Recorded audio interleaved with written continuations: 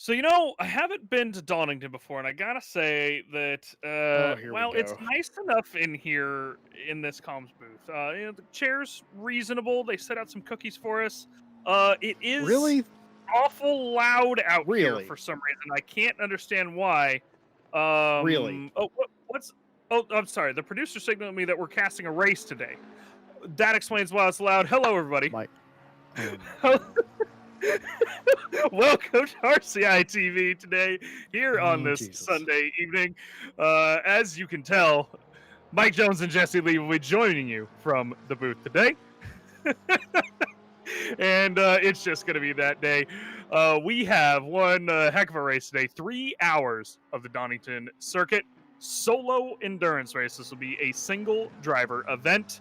I have about 25 to 30 drivers that have volunteered for the pain today, and it's going to be interesting. George Boothby, currently fastest in practice in his 720S, and Jesse Lee, thank you for joining me. Yeah, I guess. Speaking of torture, Stewie is already on a suicide prevention hotline. Already, he's going to be dealing with us today. But hello, everybody out there on RCI TV. I am Jesse Lee, and I am as happy as a pig in mud because we are in England and we are at my favorite English racing track, the oldest permanent racing circuit in the UK, Donington, otherwise known as Donington Park, and for one very specific year that I really rather not talk about, simply sausages at Donington Park. But that's all the history. The track opened up in 1931, and again, was the very first permanent racing circuit in the UK. You know, a lot of people will say, well, what about Brooklands? Well, Brooklands was a temporary racing circuit. This place used to hold motorbike races, and it's actually one of the very few tracks in the UK that wasn't a army airfield, though it was used by the army for storage. So still connected somehow, Mike. We had this discussion last night after the night owl race, Jesse, with Ryan Mawson. You guys had the discussion while I was pulling results. Every circuit in the UK, you can pretty much say, is that an airfield? And the answer is generally yes. Some sort of military base or another is most of what these tracks are. And of course, with this track in particular, it's not only just used to be an airfield, it pretty much still is one. And Kunos, in their infinite wisdom, has even has even made that possible here in ACC. If you catch occasionally in the background from some of the higher cameras that point out to the sky, you might even see some planes coming by, and they will land on the airfield out back, which is pretty damn neat. You can even hear some of the aircraft noises if you haven't checked yet, Jesse. It's pretty cool. Well, the even more interesting than that it already is I love the fact that when the planes are coming in, they cast a shadow over the racetrack, and if you're happen to be Yes. going through at that particular point, you can see the outline of the aircraft as it's absolutely insane.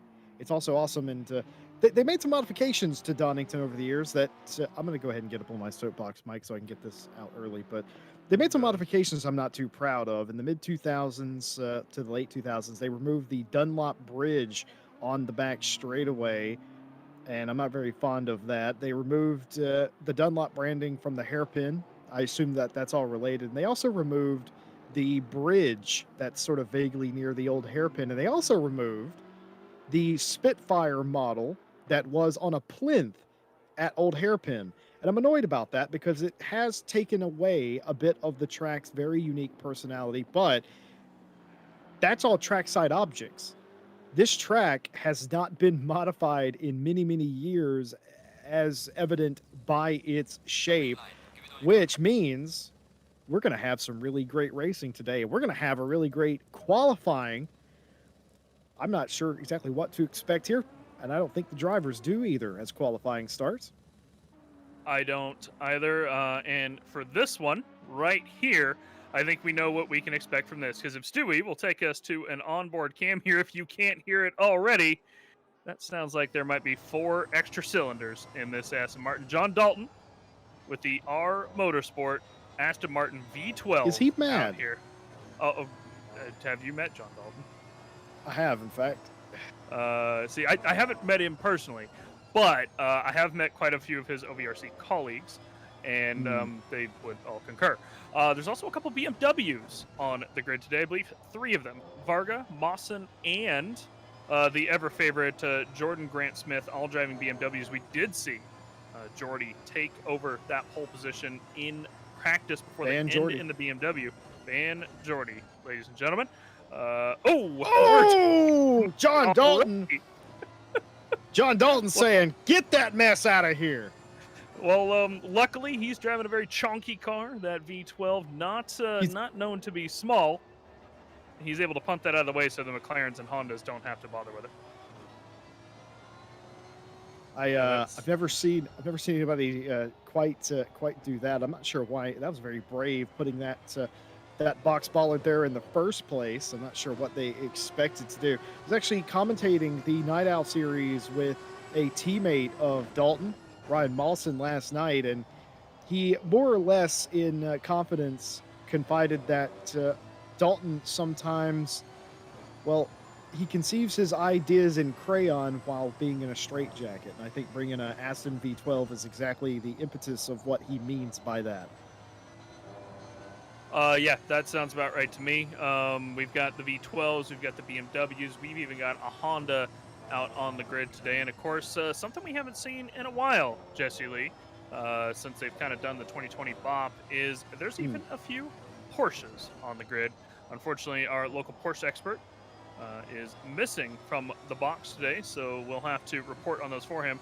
We have Conway, Samuel, Moriarty, as well as Tauscher out in the Porsche today. And it's going to be an interesting one. There's a big mix of cars here at the That box is in the straightaway, Mike.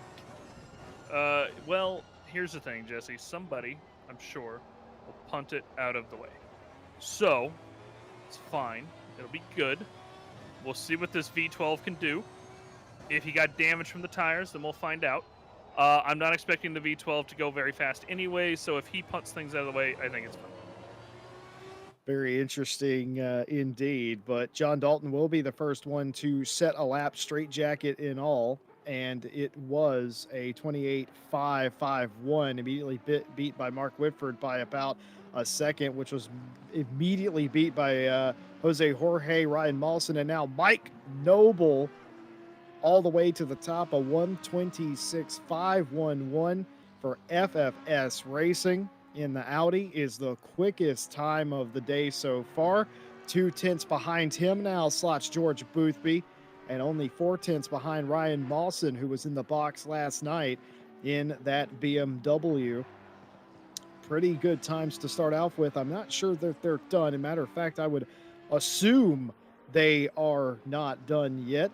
But Mike Noble, or as I refer to him, No Pit Noble, after what he did at Kyalami a few weeks ago, went an incredible amount of time on one set of tires in incredibly hot temperatures, did not have to pit, didn't pit, and won the race from sort of the back and or middle of the grid. So No Pit Noble on provisional pole as they run with just about half of the session remaining. Track temp's pretty good, 24 degrees. The weather incredibly British at the moment, very cloudy. And the only un-British thing about this is that there's absolutely no wind here today. Yeah, no wind yet anyway, though I have been informed by the local meteorologist that, because it's Britain, that there is a light chance of rain through the weekend. So we're going to see if it manages to come out and do any rain. As George Boothby going to put himself on the provisional pole position. Now, he's still about 3/10 off where they were at the end of practice. They were running 25.9. Jordan Grant Smith did at the end of practice. So still a couple tenths to go. There is Jordan Grant Smith popping himself into P2. Now, there is a couple cars that are up, but not enough to like necessarily push themselves into that P1 position yet. Boothby is trending upwards so far through the lap, but plenty of a lap left to go before he can do that. Jordan Grant Smith did teleport back to the pits and is going to go ahead and refuel, put some new tires on that thing, and try to make one last attempt at it. I'm sure we should be seeing him come out of the pit soon. Here's Jarkko Torvinen for the FFS Racing Team. He's a couple tenths up. That should pick him up a position or two if he hasn't invalidated. And it did, pushing him up to P8 from P10. Torvinen, the lone Honda on the grid today. And Jesse, you know, I think this is one of those tracks where the Honda's notorious for being very dangerous to drive, but a lot of the curbs here are very flat. Even through the chicane, the Honda can hop over that thing, and I think he's got some potential here in that Honda. As Noble's going to come across and pick up a little time as well, but not quite enough to push him up. Yes, indeed. As Boothby goes quickest of all in the 666 McLaren, a 26.274, barely beating out hashtag ban Jordy. About a half a tenth in it between the two of them. Bataflore into third place. Mike Noble now, who was on pole for the majority of this session, now back off the podium in fourth, rounding out the second row. And behind them, a bit of a gap, 3/10 to Ryan Mawson in fifth place with Mark Whitford behind him. So a couple of OVRC guys in row number 3. Jarkko Torvinen is pushed back to the 9th place as some of the drivers continue to gain time here, and we expected that. We expect them to probably run about their fastest lap on the last lap that they get, providing they do not invalidate. Jarkko Torvinen continues to go faster. A 26.907 is as good as he did there, so bumps him back up into the 7th place. Here's Ryan Mawson again. Was in the booth last night, said that he thought he had a secret weapon out here today that nobody was paying attention to. And I assume he means that BMW. Well, here he is coming to complete another lap. He needs 4/10 or so to take the pole position. What is he going to get? He's going to get really close. Third place, Ryan Mawson, 26.367, less than a tenth, covers the top 3. Yeah, I mean, Mawson out here in the BMW, you know, he knew that this car was going to be pretty quick across here. He was talking about it yesterday. Jordan Grant Smith as well, P2, less than a tenth down from George Boothby. Mawson did trend up a little bit through the first couple corners, but has lost it since then. We're going to see if he's able to pull anything out. And, of course, Jordan Grant Smith is dead equal on his lap. He is getting pretty close to being towards the end.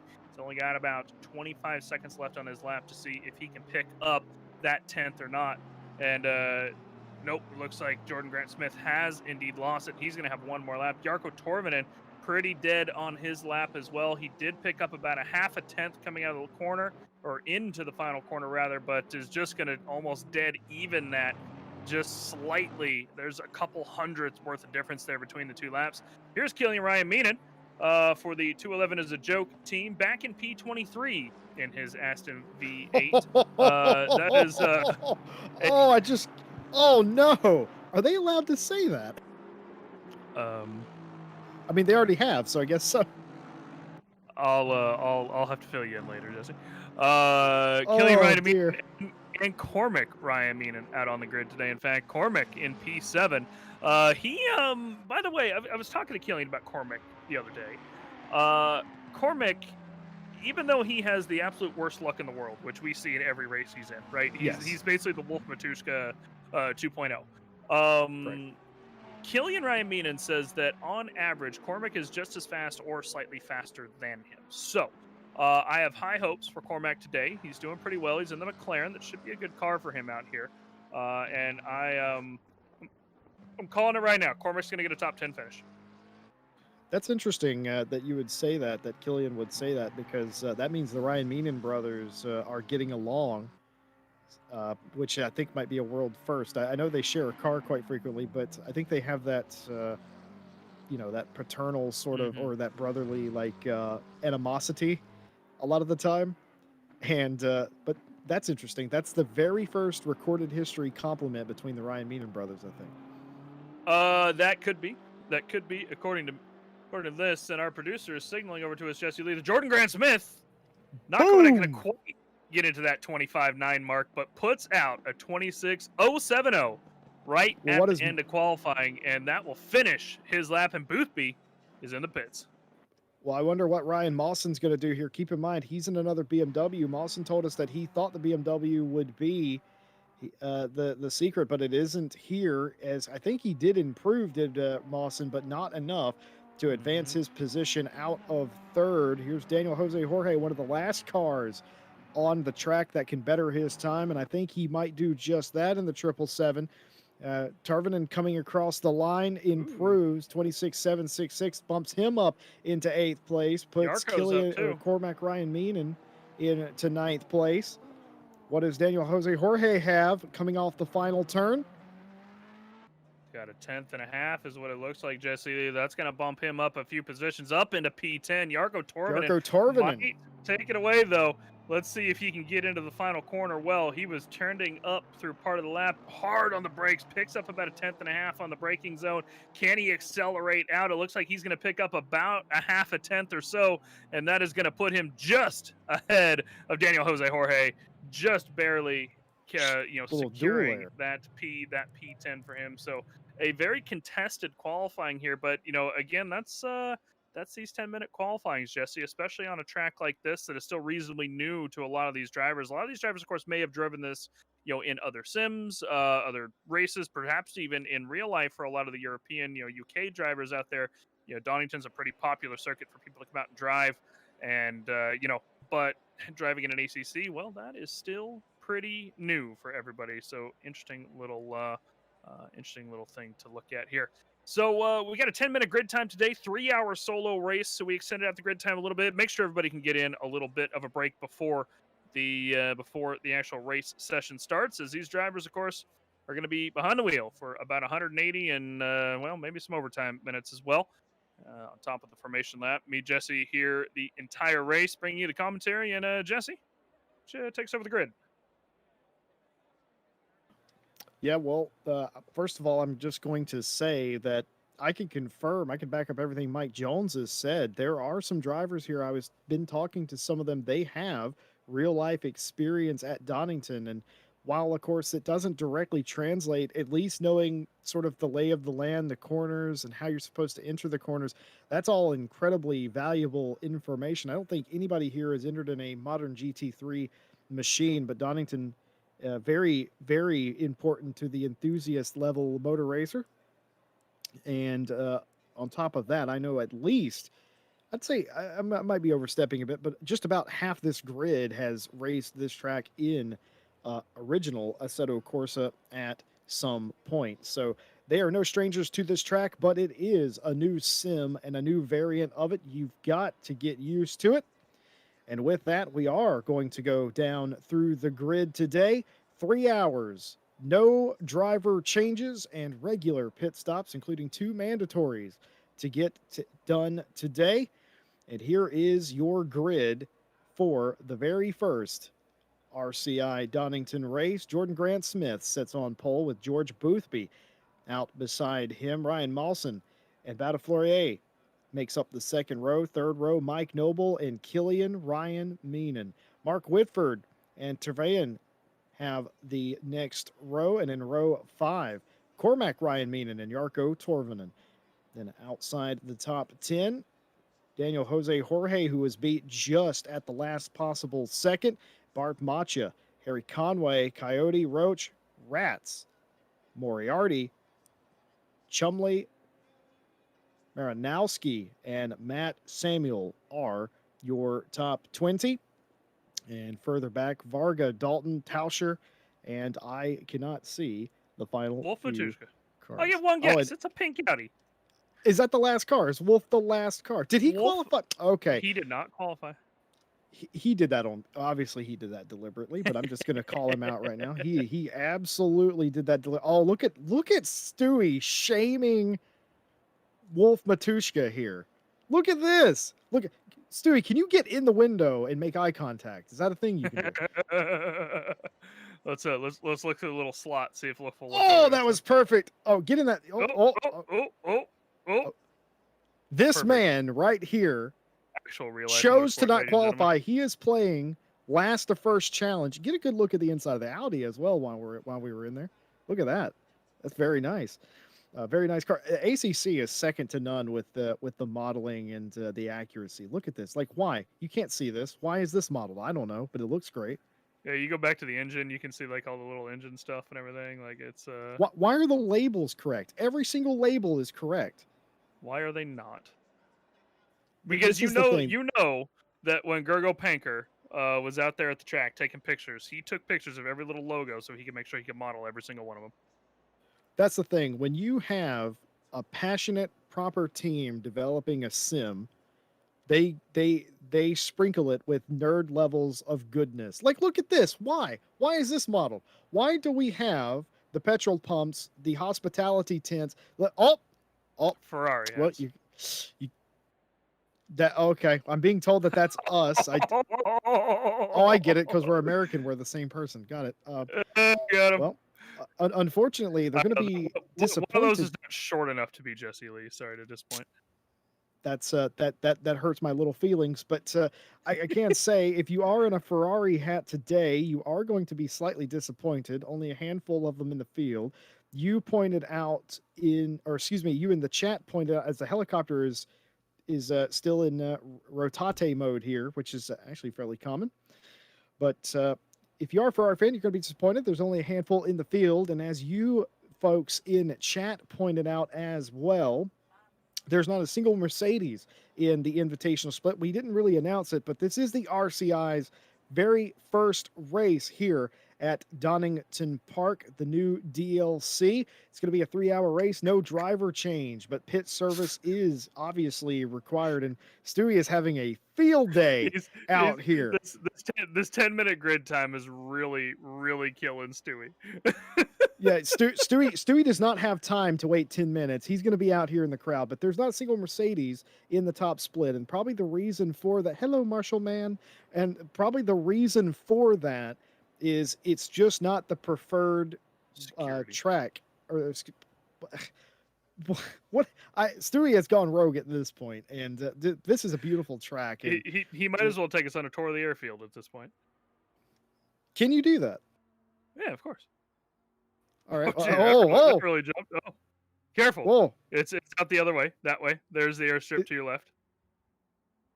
Yep, there it is. All right. Well, we're going to the airfield now. We have left Donington Park at this point. A couple other facts. I mentioned that the racetrack opened in 1931. In 2021. Brought to you by Kudos.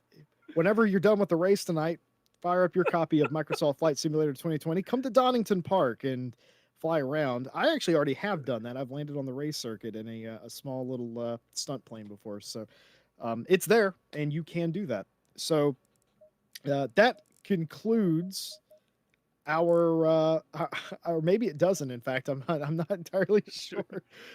Stewie wasn't done yet. He needed to turn up the graphics so it could look a little better. There it is. That's fantastic. He did some racing yesterday. Oh, there's George Smith. That is George Smith. That is him. Oh, we got what do we got? Do we have? Whoa, what do we have in the lunch truck, Stewie? What do we have in here? Oh, pizza. Wait, that's not how a pizza works. That is not how pizza works. It is not a toaster strudel. That is not how that works. What are those, donuts? What's going on? That's a lot of knives. Pizza, donut, and knives apparently is what we're having today. Is that a lasagna? Do we have lasagna? Do people eat lasagna in the UK? I don't know. I don't know. I'm sure those in the chat will let us know. No, that's Ryan Gill. That's the most Ryan Gill character. There you go. Okay, yeah, and the castle. Why is this modeled? This is so accurately detailed, folks, of the racetrack here at Donington Park. This is so good. You can't see this building from any other angle. Why did they do Grand Prix Cafe Bar? Kunos. Gergo, we need to talk. Kunos, when you make a track, guys, this is only what, 12 quid, 13 bucks, something like that. Why have you not bought this yet? This is the most insane amount of detail in any racing sim I have ever seen. I mean, this literally makes iRacing look like a Fisher-Price toy. This is incredible stuff. Are you done? Am I done? I'm just curious. I'm not the one working the Why? You can't see that. You're on the other side. Motorsport can be dangerous. Despite the organizers taking all reasonable precautions, unavoidable accidents can happen. In respect to these, you are present at your own risk. Do you know if you go to a live motorsport event and So I you just want look to at point your out there are 96 people watching us do this at the moment. yeah, well, 96 people waiting for the 3 hours to start, but the thing is, if you we should start every stream like this, says Stu. I don't disagree. So, the thing is that when you buy a ticket to an actual motor race, not that you can most places right now, but, when you do, if you read the back of your ticket, it actually says exactly that, spectating a motor race is dangerous, and, oh, hello. Hello, nice lady. We got now you why is she alone? Does she have some sort of like cold or something, I assume? She's being surrounded. I no, I don't know about I think she looks sad, like maybe I don't know, maybe she like likes Lewis Hamilton or something and everybody's like, "Ah, I'm not interested." This we just know this guy's gonna try and buy her a drink. That said, 30 seconds to start. I think the cars will be firing up their engines. Would we like to go back to the racetrack now? I mean, we have I mean, we left at some point. We are back. By the way, also this right here, see the paths that weave in and out of the park area. They are also modeled in there as well. Why is He's these moving. Come on. guys now? Wait a minute here. Excited. They're hearing those cars fire up on the grid. They are indeed doing that. Well, the cars are firing up on the grid, getting ready to go out on the sighting lap. This concludes the track tour presented by RCI TV, courtesy of Stewie. And that was probably the most entertaining 10 minutes of no racing I have ever commentated, ever. Well, here they are. And this is what you can expect to see as a spectator in the infield here at Donington Park. And again, these drivers firing off into the unknown. Certainly, they will have done practice races and a lot of practice to get to this point. But that doesn't mean a whole lot. This will likely be the first top split invitational sort of race with the fast boys that they've done. So this is, well, again, it's a big old mystery. We don't know what we're going to have. And usually I feel, Mike, that it actually creates the most interesting racing when we race into the unknown. Yeah, I think so too, Jesse. I mean, I think 24 people here today for this 3-hour solo enduro. We've got like you said, a lot of the faster guys out here. Not quite our full-on invitational split as we would see on a normal race, but hey, we are racing on just a random Sunday. We've got OVRC really showing up today. I think they're fielding about 6 drivers.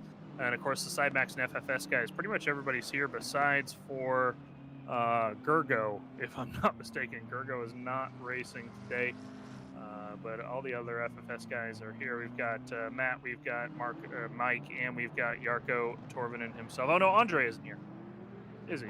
So no Andre, but the rest of the guys are here. As I said, OVRC well represented, and of course, we got Batafoulier, we've got the Ryan Meenans from Sidemax teams, Daniel Jose Jorge here, of course, Bart Macha showing up with the Connection Lost Racing team, Peter Roche as well, Samuel Ratz, who's one of the Racing Line Motorsport drivers, of course, if I'm not mistaken, right? Jesse Ratz drives with RLM, I think, right? I don't know. Hey, yeah, can you switch over to P16 quickly, Stewie? Yeah, Racing. Okay. Yeah, that's fine. that Racing. I recognize that name. Okay, somebody just crashed in the hairpin. Somebody's going full Jardier. More cars going off the track there. One car actually fully crashed into one of the, I think it's that Porsche there, as they all have to get into the proper order. This is not a standing start. This is, of course, a rolling start as usual, but 2 hairpins complicate the matter a lot as they get ready to fire off for the very first time. Everybody catching up. The front 5 rows about level, getting ready to see the green flag and the lights go out. And there it is. The lights go out and we are green for the very first time at Donington Park. Jordan Grant Smith, hashtag ban Jordy, gets it done down into 1. But Ryan Mawson looking to jump all over Boothby in the subsequent first couple of turns and, in fact, gets the move done. Look at the Beamers go as they come through the curves for the first time into the old hairpin, and the BMWs are going to be P1, P2. Jordan Grant Smith, Ryan Mawson, demoting George Boothby down to P3. A reasonably clean start so far. BMW is getting a good jump pretty much through the center of the pack here. We've more or less gotten single file. We did see there in the background Daniel Jose Jorge slide on past one of the other cars. Couldn't quite catch who it was, but Mawson's going to try and jump down Jordan Grant Smith up until the end of the first lap here. But overall, not too bad. Killian Raiminen sitting in P6 in his Aston Martin as they come around the S's for the first time, and they're going to make their way into the hairpin. And this is where we might see a couple potential overtakes take place in lap 1. Actually, the BMW goes wide. Jordan Grant Smith went wide up in P1. Ryan Mawson's going to get on past him, if I'm not mistaken. Yeah, there it is. Ryan Mawson up into P1, and he's actually going to lead the first lap. We're going to catch just a touch for replay as they come out of the hairpin. There it is. Jordan Grant Smith just ran wide, and you know what? You go ahead and take that one, Ryan. I'll let you have that one, and we'll come on back in the other 2 hours and 58 minutes. Lap 1 done here at the Donington circuit, and we're watching Mike Noble for the FFS Racing, who is in P5. That's incredible. Again, Ryan Mawson, who told me he had a secret weapon, assuming that's the BMW, still able to outdo another BMW. So you have to wonder just what kind of weapon he has and why he didn't deploy it in qualifying, of all things, because certainly he has been able to take the lead. Jordy not able to lead the first lap. Ryan Mawson out front. Meanwhile, Cormac Ryan Meenan fighting Roche here in the number 21 Aston. I see. He started in P9. Cormac has dropped some positions. I wonder if he got caught up in a bit of a bump and bang at the start there. But here's Sam Chumley as well, of course, back in P15-16 fighting with Matt Samuel. As they're diving into the corner, looks like Chumley's gonna, nope, not gonna leave the room. Going through those S's, and the Porsche gets three wide, sideways. Three wide. They're gonna go 3 wide into the hairpin. Who's gonna be the bravest on the brakes? They're just about 3 behind him as well. That is 6 cars stacked up side by side.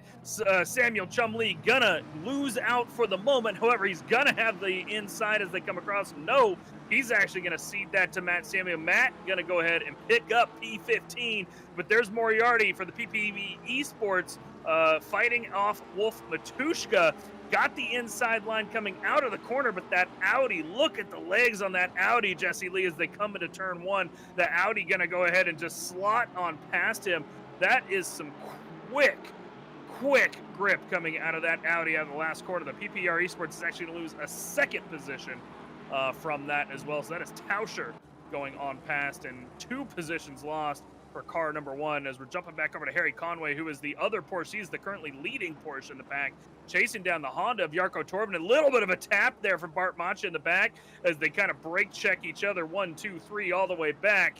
And Conway luckily doesn't spin anybody around, as we know that Honda can be rather unsettled. But this is going to be an interesting battle, I think. Torben and Conway Macha, that's a battle I want to watch. Yeah, it's really interesting. Now, do any of these drivers have any sort of bad blood in the last couple of races? I would wonder today. I wouldn't suspect there would be payback, but you can never tell. This is, of course, a one-off invitational event. This is the top split, the fast of the fast, and Harry Conway doing his level best in his teal and pink 1980s machine. Lovely color combination. Those rims almost hypnotic, but he is the meat in the sandwich right now, halfway between chasing down Torvinen and halfway between Bart Macha trying to make a move on him. 3 very different machines there all in a row as we go to the rear wing cam of Jarko Torvinen, who's into the 9th position. Got about 4 seconds for Trevelyan in front of him as he starts to put just a little bit of space between him and Harry Conway, as Conway now having to go a bit defensive.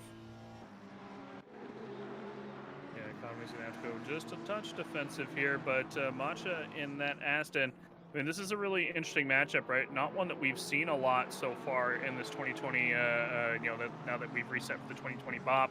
We don't see that many Porsches. We actually don't see quite as many Aston V8s as we used to as well. Still quite a bit of them but just not quite as much. So I'm really interested to keep an eye on that matchup as we go through. Switching over to Christopher Tavarin here, chasing down Mark Whitford in the 86 McLaren as they come through the S's, and no move done there this particular lap. But again, these guys have plenty of time, and it's really just going to be a question of who can get the sprint out of the corners, as we saw Wolf Matushka just a couple laps, or last lap, in fact, coming side by side out with Moriarty out of this corner here, that these guys are coming out of that last corner. You can get a bit of a run coming down this straight and dive yourself into through tier one, T1. You can get a move done. Donington, not necessarily the hardest track to pass, Jesse Lee, but not the easiest one either. It's a couple overtaking. It's, you know what? I'm going to akin this kind of to Kyalami. Couple overtaking possibilities that are good, but a lot of ones that can be rather dangerous. I'm going to have to agree with you there. I was getting ready to say that, though, there's a ton of opportunities. I think every corner here is an overtaking opportunity, but like you said, most of them are just ill-advised. You can get by people in Redgate, Cranner, Old Hairpin. Heck, you could pass somebody under Starsky's Bridge, McLean's, Coppa's, Starsky straight the S's, Melbourne, Goddard's, everywhere around this place, even on the front straight away here. But is it advisable? Probably not. Of course, some of the best passing you can do is through turns 10 and 11. That's the S's and the new hairpin, also known as Melbourne. So the reason is because that's the widest part of the track. And the way this track is laid out, it is meant to get you beside others. But if you get it wrong, especially after turn 5 up there in McLean's and Coppice, you're going to get into trouble, as we have a replay here. Yeah, a bit of a replay. This is coming into the hairpin off the back. Looks like Samuel Ratz just had to overshoot his braking Hitting a the little note bit button there. Yep, he barely tapped the back of that Porsche, decided he was going to go ahead and throw himself off the track rather than punt Matt Samuel off. So good for him. Whether that was caused by the Porsche maybe braking a little early, or if Samuel Ratz just missed his braking a little bit, is unknown. Now, I do want to clarify, obviously, because I'm sure a lot of our viewers would be used to this. We will not actually have stewarding today for the race, so we're hoping these guys will keep it clean. Rather good racecraft drivers out here today. So that's the hope, is that we will keep this race rather clean, of course. But hey, accidents happen. That's just the nature of the beast when you're driving 150 miles an hour side by side next to each other. But for the most part, these guys should have a heck of a race, and it's been relatively clean so far. The two BMWs still out P1, P2, McLaren P3, P4, and we have an Audi in the top 5, along with Killian Ryan Meaden back in P6. Here's Samuel Chumley again. Chum Train trying to make a move on Matt Samuel. This is coming through the S's here. Not quite able to get that done. Difficult place to pass there if you don't have a full overlap, as it's a very tight little corner that you can more or less kind of straight shoot. Oh, in the background. Side by side. What do we got in the background here? I think that's Marinowski off, I think. Let's see. So this is Varga. Here's Marinowski. If we catch a bit of a replay here, let's find out. Oh, yeah, there he goes. Catches the grass on the left and just throws himself a little bit off track. Luckily, not surrounded by anybody. Able to safely rejoin the track and get on out, but that's definitely going to lose him about 5-6 seconds, Jesse. Yeah, it sure will. And some of you in chat talking a little bit about the weather. We very briefly touched on it, but we'll go back to it. Track's optimum, pretty perfect. The wind now has kicked up a very nice light breeze, as you would expect. Very British weather. And anybody who's ever lived or does reside in England land will know it can rain at any time. And, well, it wouldn't be an RCI race if that wasn't a possibility. So that is a possibility here as well. For right now, though, completely clouded over for the next 30 minutes. No rain in the immediate forecast. Ooh. As going to be contact's going to come to blows here as Samuel Ratz and Varga. Indeed. Ratz just not having a good race. Looks like he kind of slid a little bit there. Just a little bit. Tapped in with the rear end of his car. Yeah, so just Varga a little slidey, I think, that. Ratz. I think he's maybe got some flat spots on his tires from sliding out, possibly a little bit ago. So he's gonna have to be careful, make sure he's not tapping anybody. Another replay Nope. here from Cormac Ryan Meenan. Let's see what happens here. A little bit of a tap, perhaps, as they come out. No, just looks like a good pass. Yeah. Now, we did Clean see, of move. course, Matcha overtake Conway a little bit ago off camera as well. So Matcha did get past Harry not a few minutes ago. Back for P10, Matcha's at. And then, of course, Cormac Ryan Meenan slid on past him as well. So I wonder if Conway is potentially regretting that Porsche choice. Well, today is a day about discovery. You're going to learn a lot about whatever car you chose. You're going to learn a lot about what everybody else chose. And that's important because we've had several quality of life updates to the British GT pack before this race went green. So some of the things have changed. And again, a lot of these drivers, these are top esports drivers. These are invitational drivers who are the fastest of the fastest. A few of them landed their spaceship at the airport this morning as well. So with that all into consideration, they will likely be driving the British GT pack, including Donington Park, quite frequently in their future. So in a way, it is a live test session with a trophy at the end of it, in a way. So if you made the wrong choice, perhaps it will it won't really bite you today, because again, you're not really racing for a whole lot other than just the pride of being able to say, well, I was the first to win at this track. Jordan Grant Smith, your leader up front. Boothby second. Batafleur is in third. Ryan Mawson, who was your leader earlier, is back down to fourth place. And Mike Noble rounds out your top five. Mike Noble, by the way, is right up behind Mawson for fourth. Yeah, we must have had Mawson must have had a bit of a problem. I don't know if we caught that one on camera while I was doing replay review myself, but Mawson dropped down to P4, so no longer BMW 1-2. Now, Batafoulier, of course, those of you who watched our World Tour 24 Hours Kyalami last weekend will have known that this man raced with the Jardier community team, if I'm not mistaken, and he was one of their quickest drivers on the team, really putting down the laps and really making it so that that 39 car was able to make their way up the field through the nights, and it'll be really interesting to see how he goes against Boothby, who was, of course, the winner of the 24 Hours of Kyalami last week. George Boothby for the Sidemax Motorworks team. Killian Ryan Meenan races, of course, on that team as well, and Cormac Ryan Meenan does occasionally race with them when he has the time. But one quick cars, I'll tell you that, Batafoulier and Boothby are. So this is going to be a really interesting race. Of course, Jordan Grant Smith out in P1. All the OVRC fanboys will be celebrating that one. And speaking of which, Mark Whitford chasing down Killian Ryan Meenan. OVRC versus Sidemax all the way through the grid. It's very interesting, isn't it? They've certainly shown up to sort of have a bit of a disagreement in the middle of a field in the UK, and that's sort of what RCI is about. It is a place for teams, drivers, and groups to just come have a massive disagreement with engines and steering wheels, and I absolutely love it that way. And as long as they keep it you know, sort of nice, I think it all comes together very nicely, and it is in fact doing that as well here, as Mark Whitford is on a tear so far, 7th place, trying to overtake Killian Ryan Meenan of all people. Mike Noble is still in pursuit of Mawson for 4th place, and Batafoulier is right up behind Boothby for 2nd, and actually Boothby is closing down on Jordan Grant Smith for the lead as well. So potentially the tires coming into their own this early, 15 minutes. I wouldn't suspect at this point tire degradation is a problem. So perhaps just the setup, the way the cars are.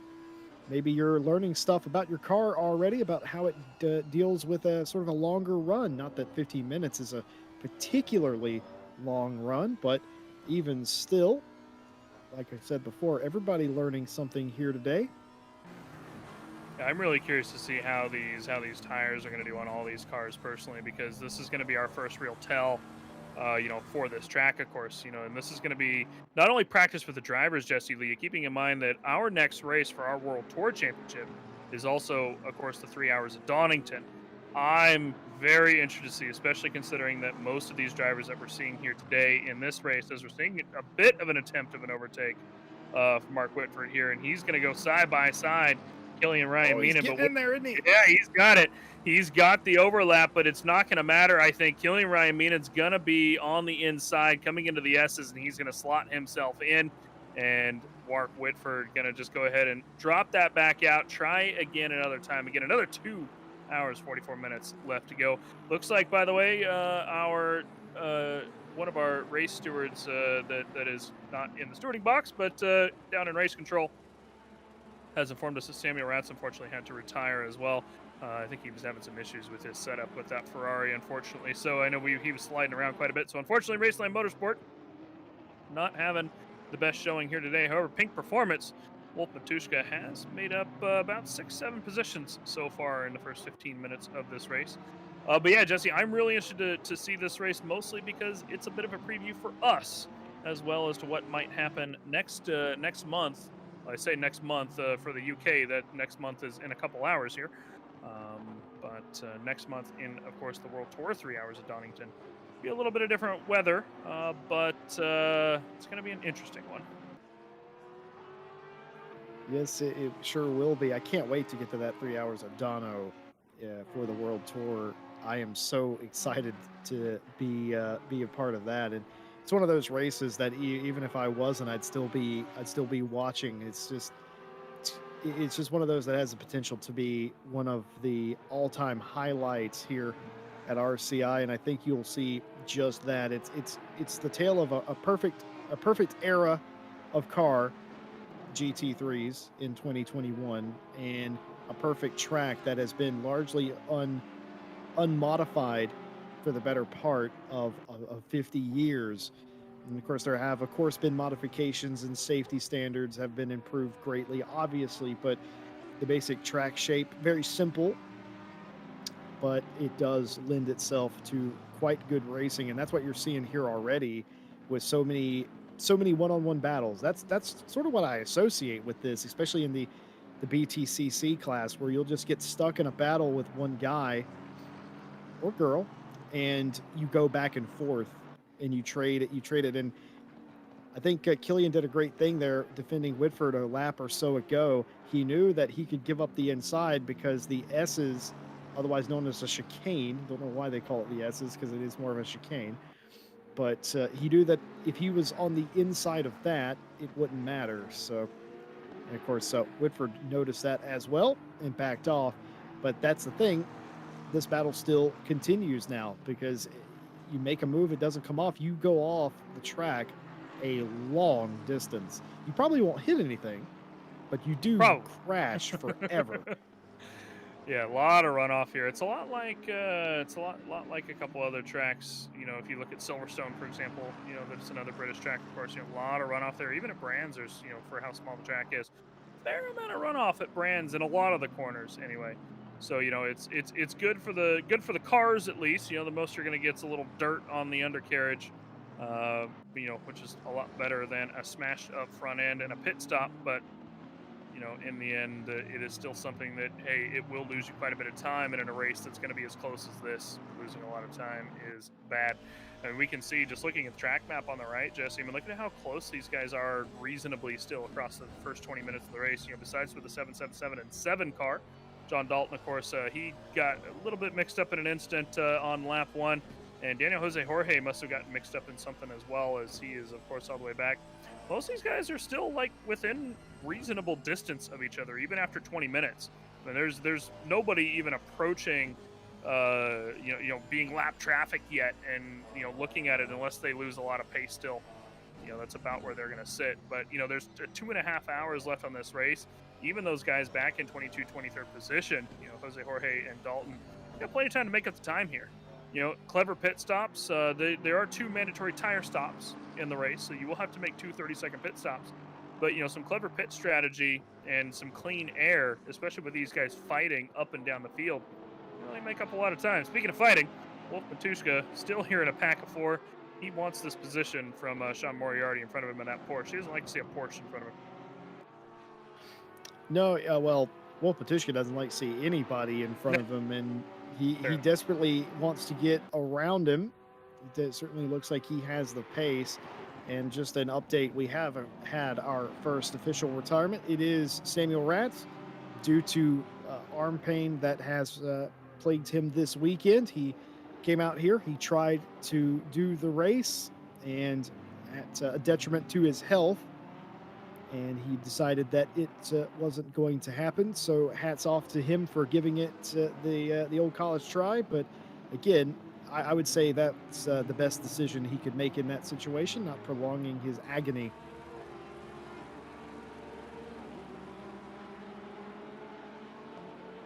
And of course, now we're watching Michael Tauscher, who is right behind Varga, as well as Coyote, back for P20. A little bit of a loose exit there for Varga, but Tauscher had to tap the brakes and got himself a little loose. Was not able to get a move done there. Coming through the Craner curves into the old hairpin, and they're just going to stack up side by side as the Helicam takes us on a tour down the Donington circuit. Here's Wolf Matuszka back on the inside, and he is just going to slide on past. Oh, that's what I was talking about. Coming in the corner, though, and Moriarty's going to get the switchback, so Matuszka gets the move done, slides through the corner, and loses it again, going full on Matt Samuel. Wolf, you've got a few seconds up to Matt Samuel. Calm down. Don't get any flat spots on your tires, or you won't. He's going to peek to the inside. Again. Look at this He's run thinking about it. Matuszka's getting. He's just. Oh, he's going to miss the corner. He's going to miss it in the S's. Off the and corner. Here they are coming 3 wide. As well. 3 wide. Banging, fumbling, stumbling, and a crash. 2 crashes, 2 cars out. That is going to be no. Varga and Moriarty, I believe, that collided there as these guys get loose. 3 cars coming up quick behind them. Get a little punt off track. Let's get a quick replay on that, if you don't mind, Stewie, on that one before we switch over to Matcha. I'd like to watch that one again. That was just bedlam in the boot here. So Joseph Vargas is, Moriarty gets loose. Matuszka tries to cut back over, doesn't see the cars behind him, the BMW trying to slice through. And, unfortunately, the BMW and the Porsche came into contact. Matuszka just wasn't ready for the 3 cars approaching them at 20 miles an hour faster than he was going. And unfortunately, that's going to go Vargas off the track, and Moriarty getting a little damage as well, I believe there. So unfortunate for them. But hey, again, 2.5 hours left on this. That one's hard to call, Jesse, on whether I want to say, Wolf maybe should have been paying a little bit more attention behind, or probably the BMW shouldn't have been making that move. Well, I mean, it's the thing. You're trying to make a move come off, and Wolf missed the corner, and he pulled back on. Should he have probably stayed further to the right? Probably, but also risk versus reward, taking it 3 wide up there with 2 cars that are slower. And I think it's mutual fault, to be honest, Mike. I would, if I had to assess. Luckily, I don't have to. That angle, yeah. It's hard to see. This is something we talk about a lot. It's really hard to see from just the one TV cam. And just for Mr. Ricardo Claro's stuff, we're gonna go with a big old oof from me, Doug. I'll also choke up on the mic because this is what Ricardo does whenever he, is talking directly to his chat. So very, very, very big welcome to Mr. Random Call Sign. As something's wrong with Wolf Matuszka's Audi. I think the damage on that thing. Mm-hmm. Yeah, because that is not something that should happen. Michael Tauscher here. There's going to be a bump here, and it's going to send. Is that Coyote? It is Coyote. Yeah.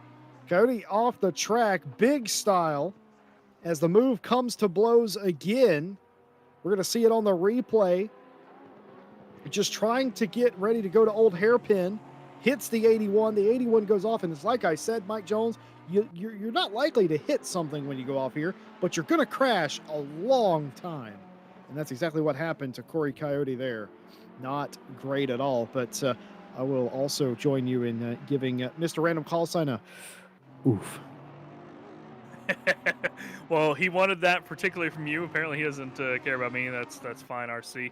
I didn't need your validation today anyway. Apparently, it is Mike, what it is. I guess we're just out here Mike, on this Sunday. I need a drink. You and I, when we get in the booth, I feel like we make the worst commentary team, but also at the somehow the most entertaining. The worst, but the most Well, I entertaining. mean, we drug Stewie with us today too, so. And he you gave us guys a tour don't of know Donington. this. You guys don't know this. Stewie was not supposed to be here today, Clerks 2 style, but he was brought in and he was forced to be with us on this beautiful Sunday. And before we went live tonight, I apologized. I was like, Stewie, I know you weren't supposed to be here, and I do apologize. And Stewie, in case you're wondering, this is why I was apologizing. Because this is exactly what we need. All we need is RC himself in the booth, and it gets even better, right? That said, speaking of Booth, we have George Boothby. He's caught up a little bit here to Jordy himself here, Jesse Lee. And Batafoulier has followed him up.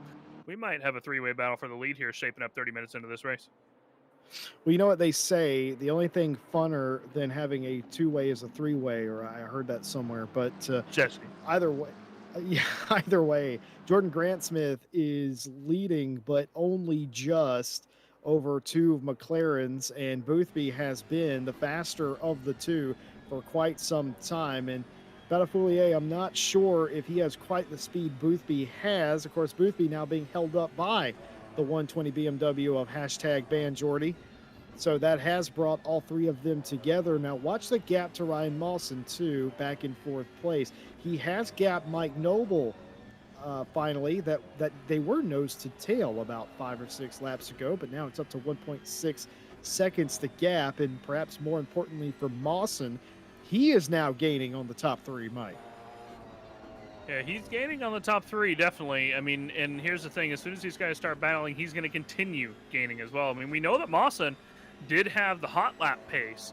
It's just a question of, what was his issue that made him drop so far back? Of course, we missed it. I was going to go try and review it, and then we got distracted. So we don't have anyone, unfortunately. We don't have a second producer here doing replay review for us today, which we like to have. So I'm going to have to go back and look at Mawson myself, figure out what happened. But, he obviously had the hot lap pace, and if he's got clear air, he might have the potential to do it. Now, that said, Jordy Grant-Smith is going to try and defend as best he can from the double McLarens here. Batafoulier seems very content at the moment, anyway, sitting in P3. We are seeing Boothby dodge left, right a little bit as Batafoulier catches a bit of grass in the background there. But I think if the 994 is smart here, Jesse, and it looks like that's what he's doing so far. Wait for that mistake to happen from the two in front and then slide past. It's what we saw at the Snetterton race that, of course, Josh Lyshon and I were at a couple weeks ago. Just waiting for that mistake ahead. Will it let Boothby get up in front or to the side, rather, of Jordan Grant-Smith, and then wait for them to make the mistake coming out of the corner and grab them both and take off in P1. According to our chat, Mawson apparently pinned it himself on lap 7 or 8, so that explains that. I don't have to go look at it. Much appreciated. That saves me having to go look at it myself. So it was a self-imposed problem potentially. It was a self-bin, yeah. Yeah. So that's good to know. So I mean, he's still got the potential to get on up here, especially if these guys continue fighting. Jordan Grant-Smith going to go a little bit wide there. And you can see Boothby is now all over the back of him. The question being, can he go for the dive and the hairpin? And that'd be no, because he's driving a BMW and he took off out of the corner like a BMW. Well, it is a BMW sandwich with two McLarens in the middle, and there you can see the other BMW of Ryan Mawson, who is drawing in ever so slightly on the top three. And it has been a pretty darn good start. We've seen some shunts, and for any of you that haven't been a fan of British touring cars or Britcar or GT racing here in the UK, everything that we've seen here so far is fairly par for the course, as Corey Coyote here is going to almost get into a 3-wide situation here, battling for just about the 18th position. We're going to see exactly what happened here in the hairpin. He goes for a move down into the corner, and I don't think there was any contact, but still, that is very close indeed on the widest part of the racing track. I did go back and look at Mawson, by the way. What exactly happened? So he made 2 mistakes in 2 laps. Coming through the Interesting. old hairpin on lap 7, got himself a touch of the grass, which allowed Jordan Grant Smith to get a run on him and get past as they came up through turn 7, turn 8 at the top. And then on lap 8, as he was coming through the S's, he caught the second curb, which is not quite as flat. Took a little too much of the curb and literally just bounced himself and just kind of threw him into the grass, and they slid on past. So shouldn't have gotten any damage or anything from it. So, he's still got the potential to come out and slap down some lap times. But, I mean, looking at the last lap, he did gain a couple tenths.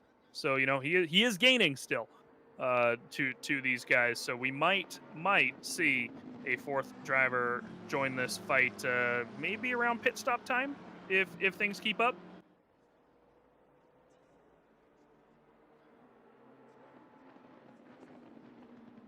Now that said, Mike Noble still back in P5 in the Audi. Wolf Matushka, Jesse, I'm kind of disappointed to see still back in P17.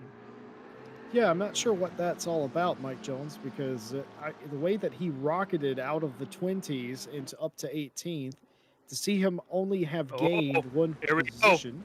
Oh, he just let him pass. Probably a smart move. I'd say that's smart.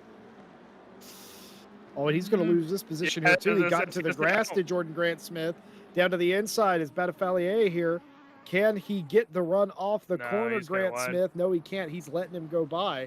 So very smart driving there by the 120 of Grant Smith, that he would just let them go by. Will he do the same if Mawson continues to catch him? I don't think he would, Mike Jones. See, I don't agree with you, Jesse. I don't think that was a smart move by him at all. He's out in P1. I think these McLarens are going to take off is the problem. I think he needed to defend the position because I think he's going to start losing too much time here. I think he would have lost less time by defending than he would have to let these McLarens take off. I mean, look at it already. There's already a little bit of a gap there. Unless there's a particular reason that he let them past, maybe that he's having issues with tire pressures or something. I don't think that was the smart move. But hey, this is why I'm a pleb, and he isn't. So, well, if you haven't noticed, we have fun here at RCI. We'd like to invite every single one of you, if you're interested in sim racing, to come join us. ! Discord in chat. Get you signed up. Get you ready to get involved in racing. We have splits for every skill group, including brand new sim racers. So don't feel that you will be put in an unadvantageous spot. We've got you covered here at RCI! Discord in chat. And by the way, we didn't mention it at the top of the show, but you very clever lot have already found the exclamation points. Of course, exclamation point socials. Follow us on all the social medias. And of course, exclamation point timings gets you the live timing for this event. In addition to that, we'd like to thank you all for joining us on your Sunday afternoon. Over 100 of you watching us. I'm not entirely sure why with me and Mike Jones, but we definitely do appreciate it. And thank you for spending a portion of your Sunday afternoon and evening with us. And of course, we wouldn't be here if it wasn't without our partners, Race Department, AK Informatica, Speed Labs, and Sim Racing GP. You can find all of their affiliate information in the channel or the chat description. And also, while you're at it and while you're down there, like and subscribe for more GT Racing sim content. More sim racing content is about what sums us up as well. We have streams 5 times a week starting this week. Mondays, it's brutal. Mondays, Wednesdays, Fridays, Saturdays. 4 times a week because we don't stream the Thursday Championship for the moment. Hopefully we'll have some new commentators in for that soon. We can also stream the Thursday Championship. But yeah, we are 4 times a week, and then of course our one-off events such as this and our monthly World Tour Endurance Championship, which is the big main event of the year this year. 24 Hours of Kyalami, of course, happened last weekend. For those of you joining us, what a crazy race! Oh, dude, that race was insane. 24 Hours of Kyalami, and every time I was in the booth, there was just action happening everywhere during that race. You might see Varga making a bit of a move here. Nope, as the camera pans back, Not quite enough. He's struggling with that BMW. It looks Oh like my as well. goodness! Just Big wiggle. that slide from him. You can say Jose Jorge flashed the lights. I'm not sure if that's a flash of respect or a flash Please, of please, please please move. let me go. That's what it is. Like, hey, I saw that. Please let me go. I have seen people on TikTok do a similar thing with the rear ends of themselves, and that. Jesse just said the word TikTok. Yeah, sorry about that. I'm cool. I'm up to date on all the things that people are doing in the world. Hello, fellow How's kids. MySpace doing? Oh God, that top 8 life though. Speaking of the top 8, George Boothie, Batafoulier, still P1, P2. They have taken off from Jordan Grant Smith. Jordan Grant Smith has lost 3 seconds since he let them pass. BMW, P3, P4. Mike Noble in that Audi for the FFS Racing Team has been creeping up a little bit, trying to get up to Ryan Mawson there. He is currently in P5. Killian Ryan Meena for the Sidemax team. His teammate currently up in P1. Ryan struggling just a little bit more with that Aston compared to Boothby's McLaren. He's back in P6. Oh boy, 777 Dukes a hazard through the grass. We're gonna get them, boys. Yeah, that's gonna be Varga though, making a move on Coyote Oh, there. touch. Coyote and Varga, I feel like, have come into contact a couple times this race. More touches. There it is. Oh no! Massive collision. I think he went for a takeout and took out the wrong car. Oh, I don't think he went for a takeout, but he did slap that grass, throws over to Jose Jorge, and Jose Jorge manages to keep a hold of it. Can we please see that again? Maybe he spun a tire up in the dirt, but that looked positively evil, Mike Jones. Slid, yeah, he slid. Yeah, that is what it is. Yep. Okay, so he put a tire in the grass beyond the runoff and just lost it and T-bone takedown style into another car. Absolutely incredible stuff in the worst possible way. Fantastic hold by Jose Jorge, though. You got to hand it to him. That Jose Jorge held onto that car even after getting bumped. Didn't even phase him.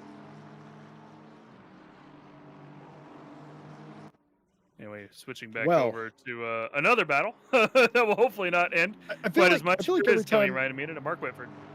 I feel like every time we go to, these two, I don't know, I assume they race with each other quite frequently, but I think this is the most actual in-battle racing they've done. I know they were, I think Night Owl Season 1, they battled quite frequently as well. Was Whitford in Night Owl? I think so, wasn't he, for Season 1? Yeah, that. I would have to go back and look, but I think you're right. No, that was OG Night Owl, if I'm not mistaken, because the Meenans weren't in RCI Night Owl. The Meenans were in RLM Night Owl. Yes, indeed. So see, Night Owl Season 1 for me. Oh my goodness, Mark Whitford. Okay, so here's what's happening.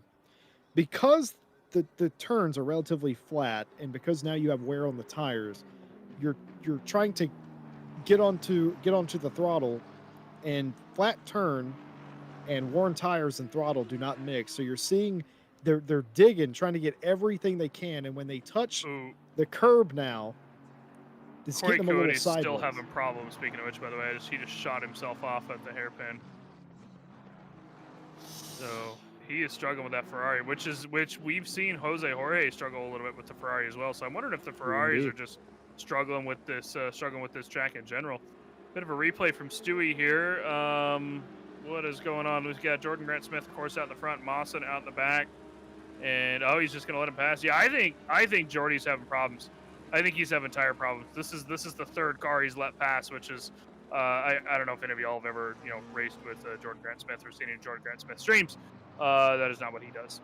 So interesting by him. I'm curious to hear back on what's going on with him later.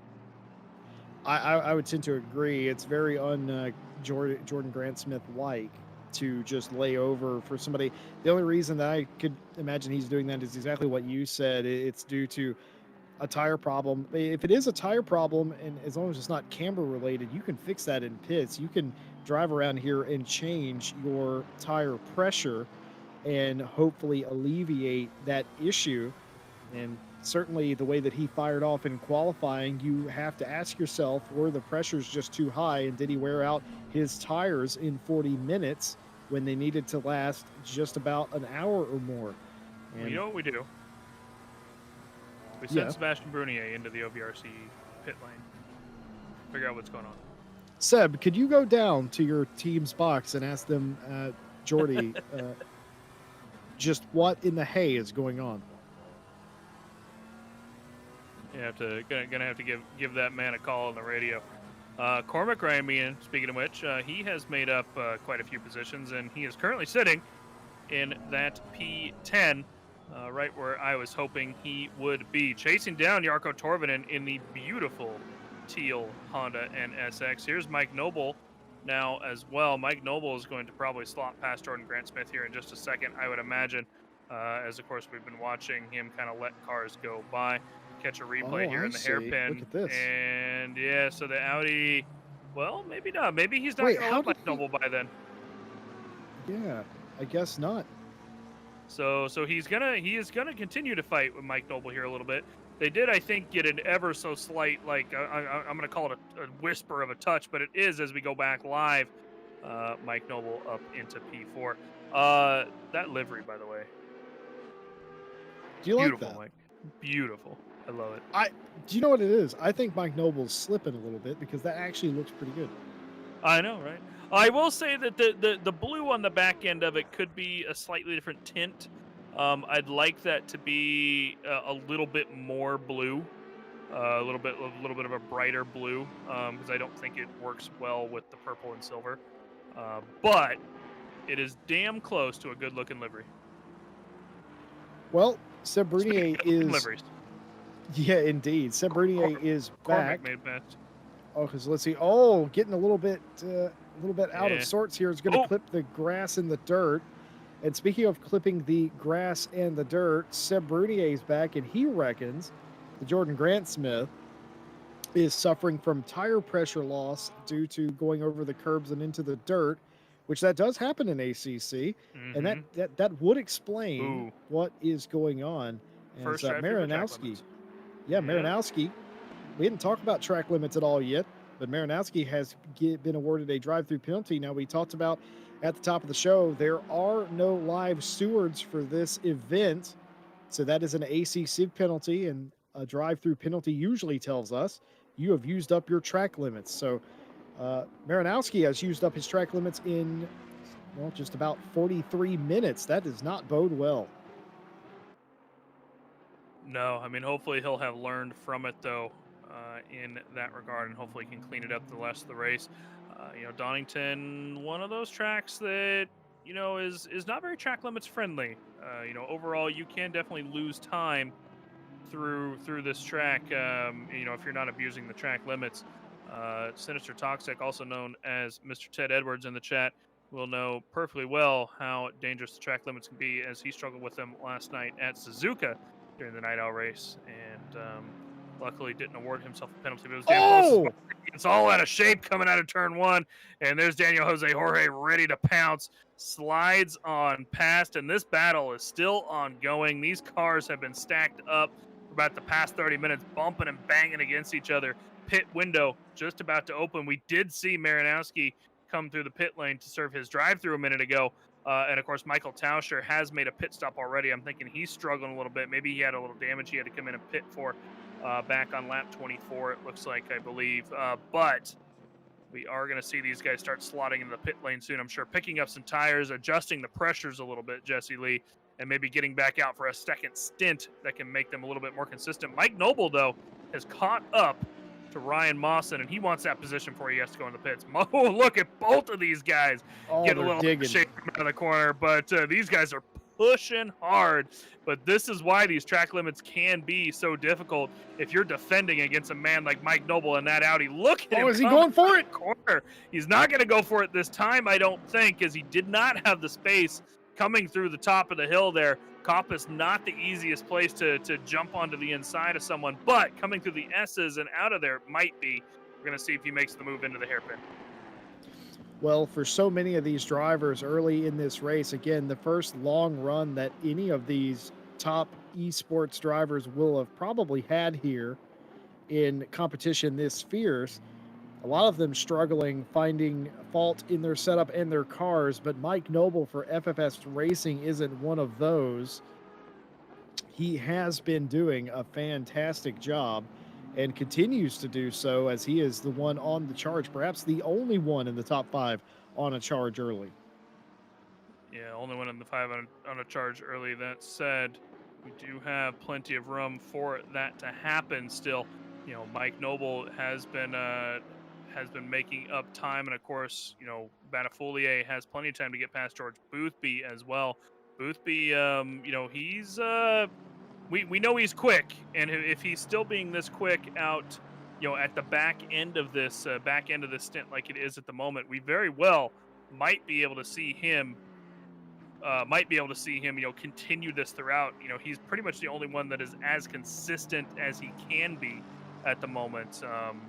He's still the one that is out here running low 27s along with Batafoulier in those two McLarens. Not too many people down the field are running 27s at all, more or less low 27s that these two McLarens are doing. Yeah, our producer just chimed into my area, said literally nobody is actually in the 27 at all. Most people have run 27s. Pretty much most of the field has at least done a 27 sometime through the race. But these guys are over a half second ahead, and they're in a McLaren at the end of their stint where their tires are worn, still doing that pace. Yeah, it sure is. By the way, Batafoulier has caught George Boothby for the lead as well. They are neck and neck here at the end of the very first stint. No driver change here in the race today. Each driver that is in the car now will remain installed into the car. A big triple stint for all of these guys here. That will come in handy, no doubt, down the line as longer races at Donington probably will follow. But Batafoulier has been pretty flawless, you have to say, Mike. He's kind of held his own and not made any mistakes, really. And he hasn't always been the most aggressive driver, but you don't have to be when you're consistent. And he's been consistently a pain in the leader's rear end for the past few laps. Yeah, well, not even the last few laps. I mean, he's been right behind Boothby the entire race, basically. As we saw them catch up to the two BMWs and subsequently get on pass. So, Boothby, I don't think he's necessarily feeling super pressured, but he does know that if he makes a mistake, Batafoulier is going to be able to jump. I think Batafoulier at this point, kind of like I said earlier, I think he's just okay being patient. As Mawson's going to run a little wide here coming out of the hairpin, it will Mike Noble be able to get into it. We're not going to see him be able to take the inside line, but hard on the brakes is Mike Noble. Look at that. And the last time we saw this, Matucci took off when he came out of the corner in his Audi. Mike Noble's going to have the inside for turn 1. The BMW does have a little bit more. Let's see if he has a rebuttal. Mike Noble has the brakes, and he's going to get past Mike Noble up in turn 3. Not able to get the switch back as Ryan Mawson. I don't understand. Is Mike Noble some sort of magician, or is he like David Blaine's son? How do you go around the outside of a hairpin and make a pass like that? How he doing that, Mike Jones? He's Mike Noble. Fair point. He did show up in a UFO. I will admit it was a very garishly colored UFO, but he did show up in a UFO. So that makes sense. That is his pride and joy. Is his UFO out there? And I am going to call it a UFO as we still can't identify what the hell it is. Anyway, Mike Noble up into P3.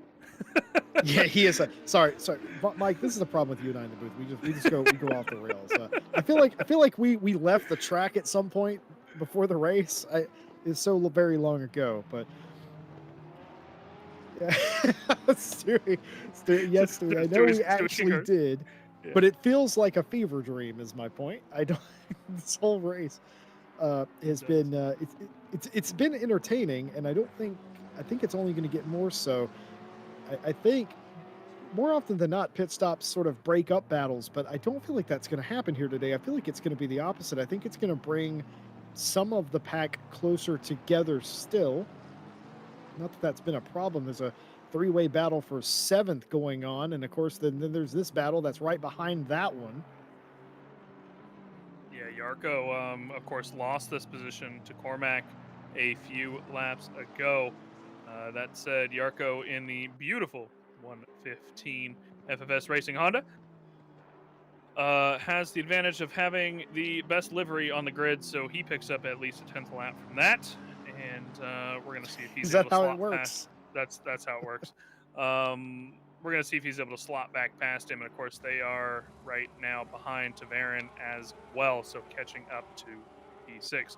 There's Sean Moriarty and Harry Conway out on track. Harry Conway, this is for position, as Conway has made his pit stop already, his first pit stop. Sean has not. So that's for track position, but not necessarily, overall position once the pit stop shake out. So, Conway has made a pit stop. We have seen a few of them come across. Conway, Coyote came in for his because he was obviously struggling earlier. Whitford came in for his. Jordan Grant Smith as well came in for his pit stop a few minutes early. So I'm curious to see what he can do now that he's got some fresh boots and potentially fixed his tire pressures on that BMW. Now, here's the question. We have George Boothby on the last lap running a 26.814. His best lap is a 26.7, which is the fastest lap in the race session, if I'm doing my math right here, and it is. So he is only literally 0.02 of a second off of his fastest lap. I think that unless he took exactly 60 minutes of fuel, I think he's going to overcut as much as possible here, because right now he's got the clear air. Only a couple lap cars up ahead as they approach. He's got clear air for at least a few more laps, and he's going to want to take this as far as he can before he has to pit. I think Boothby is. Batafoulier as well, as we're seeing the Aston go off in front of him here. So that's going to get him up to lap traffic a little bit quicker, but nope, never mind. The 481 is going to go ahead and let him slide on past. And Varga did receive a drive-through, so that must be one for track limits for him, unfortunately. As we switch back over to Matt Samuel, fighting for P11, Peter Roche. You just see so many of these guys going really wide in these corners, and they're getting the dirt, and it's not beneficial in any way. There are some instances where that might be the case, but that isn't the case here, because going wide creates problems, and we're going to see a pass right here. Matt Samuel is going to at least get beside Roche here. Matt Samuel has the preferred line down into the S's. And look how slow they gotta go. It's so detrimental to go side by side, but to their credit, kept it clean. They've shared the track and position. To Matt Samuel, now just one place out of the top 10. Chumley, the last driver, inside the top 10 in that 111 McLaren. But it's just not beneficial to go into the dirt here on many of these corners. These guys are just pushing it so far to try and get every little thing, especially when you're trying to make a pass. And that, I'm going to have to agree with Seb Brunier in chat. I think that's causing a lot of tire issues and tire pressure loss. Yeah, I do as well. I mean, I think that, there's a lot of corners that, granted, we talked about this earlier, a lot of these curbs here are very flat, right? So there is the capability of running over them, but there are a few of them that really do have those little bumps on them that make it difficult. The what, Mike Jones? One of the S's for the little bumps on them. Look at this. So as they go over, you can see that little rumble strip. That's that left rumble strip, or the yellow rumble strip rather. That's on the right side of the S's there, and that's where you can really lose some tire pressure as Yarko goes really deep on the braking zone, has to force Yarko is losing grip. Yeah, I think he is. It is getting to the end of the pit run. That Honda, we know, is going to struggle on tires towards the end of a pit run. So, we're going to see these guys already start filtering in, but I think the leaders, minus maybe Boothby, are, we're going to see them start coming in here in a couple laps. I mean, again, Boothby is still out here running, pretty much just as quick as he can, even cutting through a little bit of traffic at this point. Batafoulier has lost a little time to him. And here's Jordan Grant Smith now taking over Daniel Jose Jorge in through the S's. He got a good run coming out of the corner before. Of course, Jordan Grant Smith has made his pit stop already. Jose Jorge, has not made his pit stop, is on the end of a pit run, so Jordan has the fresh tires, and Daniel doesn't. And that is, again, not an overall pass, but a pass just on track for the moment. I'm really curious to see how these pit stops shake out, because I do see that Jordan Grant Smith took a little bit of a longer pit stop than a couple of the other cars that have come in so far. Conway actually with the quickest pit stop so far, Jesse, with only 57 seconds in the pit lane. He might pick up a couple seconds off of that, which is good for him, because he was stuck in a battle I don't think he wanted to be in before he pit.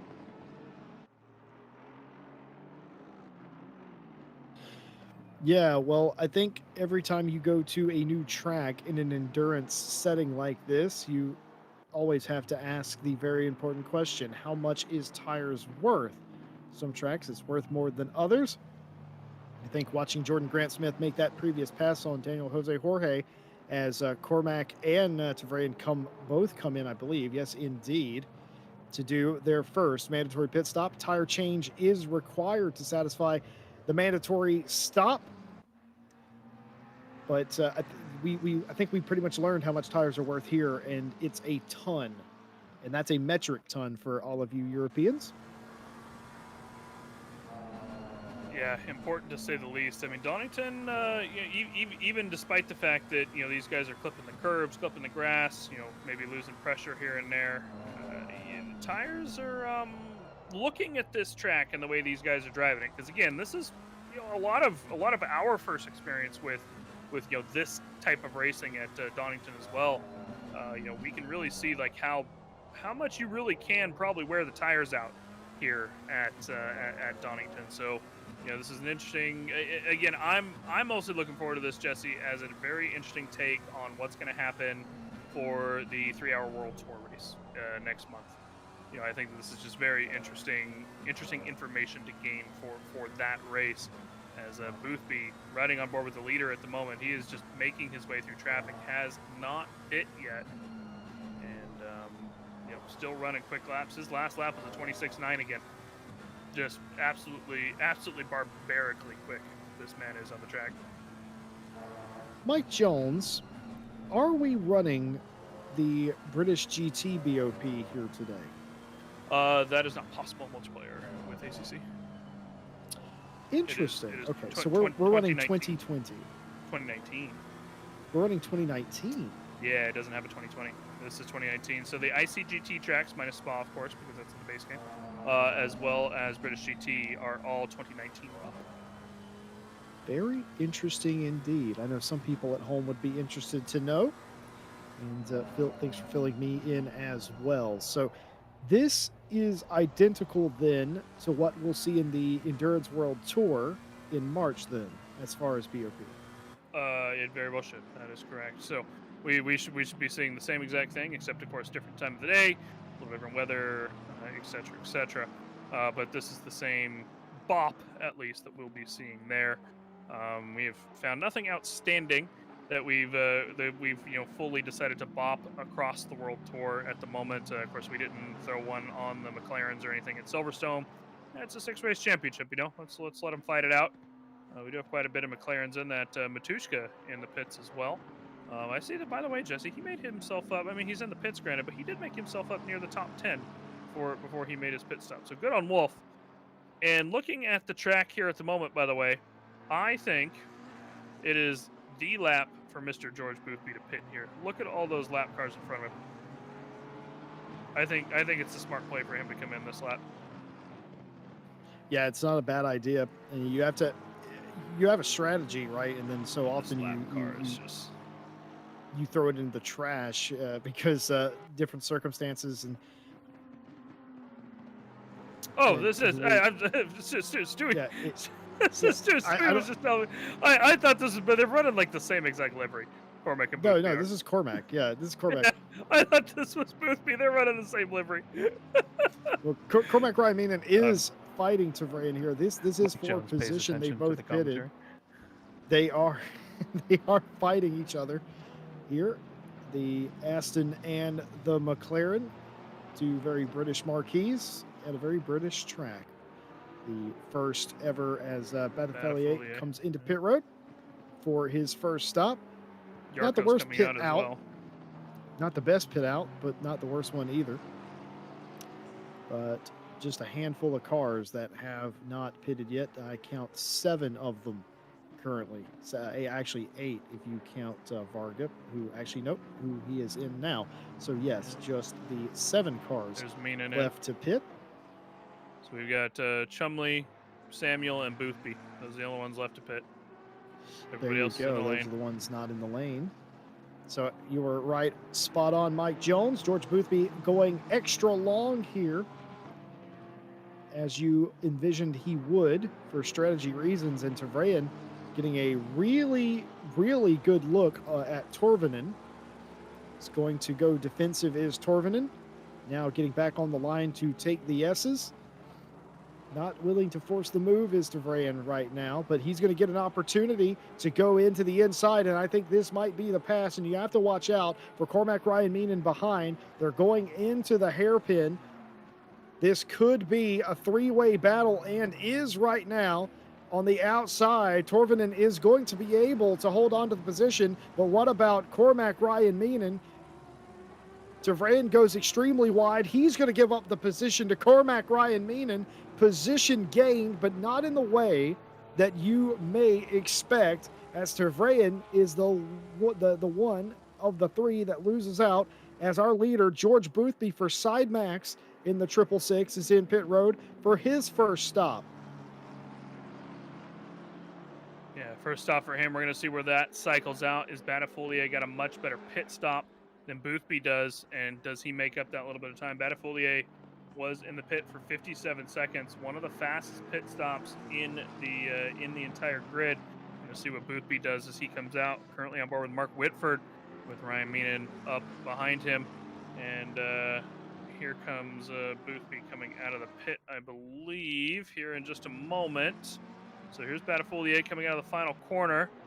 And we are seeing Boothby come out of the pit lane. And where does he end up? Gonna be slightly out ahead. Yeah, he actually gapped him a little bit there. So that was a really good pit stop for Boothby. Not only did he go long in his stop, he also gapped Batafolia just a little bit. Now, that could have been any number of things, the pit stop, the outlap, traffic. But either way,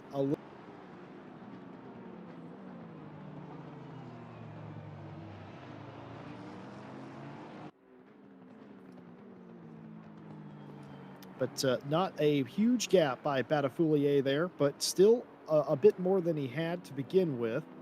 Batafolia on Boothby. We'll have to see if that comes down, because Batafolia, of course, has warmer tires than Boothby does. Matt Samuel still to pit in 3rd place. Mike Noble, who has completed his pit stop. Matter of fact, the only one on the track that hasn't completed their pit stop is Matt Samuel. He's going extra long in this stint. Strategy playing out for the 996 Porsche. Of course, this battle of these 3, Tavrayan trying to get that position back from Cormac Ryan Meenan. Cormac not able to pass Torvinen yet, as they all fight it out for the 9th place position. Meanwhile, Cormac's brother Killian is fighting Mark Whitford for this position, and here it is pictured here. Going around the outside is Killian Ryan Meenan, not going to get there. Defensive driving by Mark Whitford. Whitford getting it done. We're going to see exactly what happened here to lead us to that point. And yes, of course, Mark Whitford getting a little bit too much curb. Yeah, indeed. Just a little bit of a bad run off the corner, and that's just what's going to cause it. Of course, he was not able to get on past him in the end. Killian is going to have to settle back behind him for the moment. But, this battle's still ongoing. These guys have been fighting off and on the entire race. This top 10 has just been like, it's been like a slinky, up and down and up and down and up and down between them. But, overall, it has been just a really fantastic race between all of these guys. Batafolia is up on the back of Boothby again. It's just a question of, while he's got the new tires, is he as quick as Boothby consistently enough to try and get past him? I think Batafolia has to, after that last stint, unless he was having tire pressure issues, which may have been the case, right? Because obviously we saw Jordan Grant Smith be having that tire pressure issues. Unless Batafolia was having pressure issues at the end of the last stint, and that's why he was struggling a little bit in comparison. Ooh. I don't think he can be as patient as Killian and Whitford almost come into contact. End up being able to save it there. But yeah, Jesse, I think Batafulier's got to be done being patient. I think he's got to get past. Well, I don't particularly know if Batafoulier is just pacing himself, or maybe he's just afraid of a move not coming off and getting into any sort of altercation. But he looks like he has the quicker of the two McLarens up front. Going to watch the Mike Noble gap. He's in third place, as Matt Samuel has come to pit road. So Mike Noble back up to third place. He's 16.6 seconds. Now, if Noble starts to catch Batafoulier, we'll know that potentially Batafoulier is getting held up by Boothby and Noble is quicker than the leader. So in a way, I tend to agree. Get the pass done for the lead, but do it in a smart way at least. Mike had his fastest lap of the session last lap. He did. Still not as quick. That lap was still not as quick as Boothby or Batafulier's fastest lap, but still his quick lap of the session and 2/10 faster than the leader last lap. Well, there you go. The third place car not gaining at all on the leaders currently. Don't forget about Mawson there in fourth place. And what can Jordan Grant Smith do in the fifth position now? New tires on the car. Discussed earlier, potentially him having an issue with the tire pressure loss due to hitting curbs and running off into the dirt. Very big potential there, because immediately after getting the new tires, lap times were restored, but you'd expect that anyway, considering it's a fresh set of boots. Well, this is the biggest battle, the biggest pack as well. Looking at the rear wing camera, this is the rear wing of Jarko Torvinen's 115 Honda of all things. Looking back at Cormac, Ryan Meenan, and Tavrayan, as they all get a little there in the background. Is that actually Conway there? Yeah, Conway's only. I don't think that's him right there in there, but Conway is there in the background. So that's a lap car behind, but Conway's in the background. He's only a couple seconds. Oh, I back. See him. Yep, I see him. Yes, indeed. So very well spotted. So that's the PPR Esports #1 Porsche there, as we can see there. That's Sean Moriarty. And Macha's not too far behind these guys either. He's only a few seconds behind. Chumley has fallen quite far down behind Macha, 16.5 seconds down. But he is holding that place very well at this point. He's 4 seconds ahead of Matt Samuel in the 996 Porsche. So that's a battle. He's going for it again. Big defensive move by Mark Whitford down the inside, blocking Killian Ryan Meenan. He doesn't want anything to do with it, does Mark Whitford, defending his life, with his life. Big move. That was the biggest move I've never seen a McLaren that wide. That was a very wide McLaren. Think like a Bentley, Macca. Jesse Lee, I have a very... actually, here's Tavarin. He's actually going to try and get past Cormac there as they come out of the last corner. He's going to be on the inside for turn 1. Who's got the brakes is the question.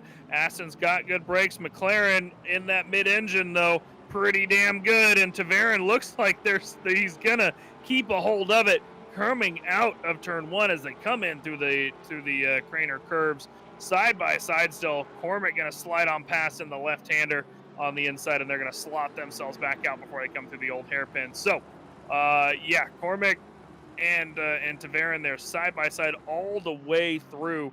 I think that Tavarin's going to have the legs if he can get a good run coming off the last corner to get on past Cormac and demote him down to P10. It's just a question of, can Conway capitalize? He's made up a second in the past lap with these guys fighting. Killian Ryan Meenan again all over the back of Mark Whitford as they come to the S curves. Not able to get... there we go. That's again. There it is. This is going to be the move here. Killian Ryan Meenan going to be on the inside. He's going to be clear of him before they even reach the hairpin. Mark Whitford going for that wide and skinny exit angle, and it could work here. They're going to be side by side again. If he can get a launch around the outside like Mike Noble did, this could be a very advantageous move.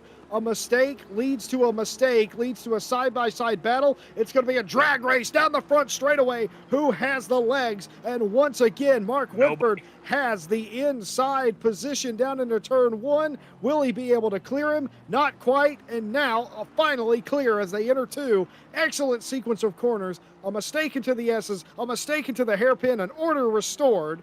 Mark Whitford back in front of Killian Ryan Meenan. And if I am Killian right now, I'm starting to get a little angry. Oh no! Big move, big mistake by Killian Ryan Meenan. Off into the dirt, off into the middle of nowhere was Killian, off into old hairpin.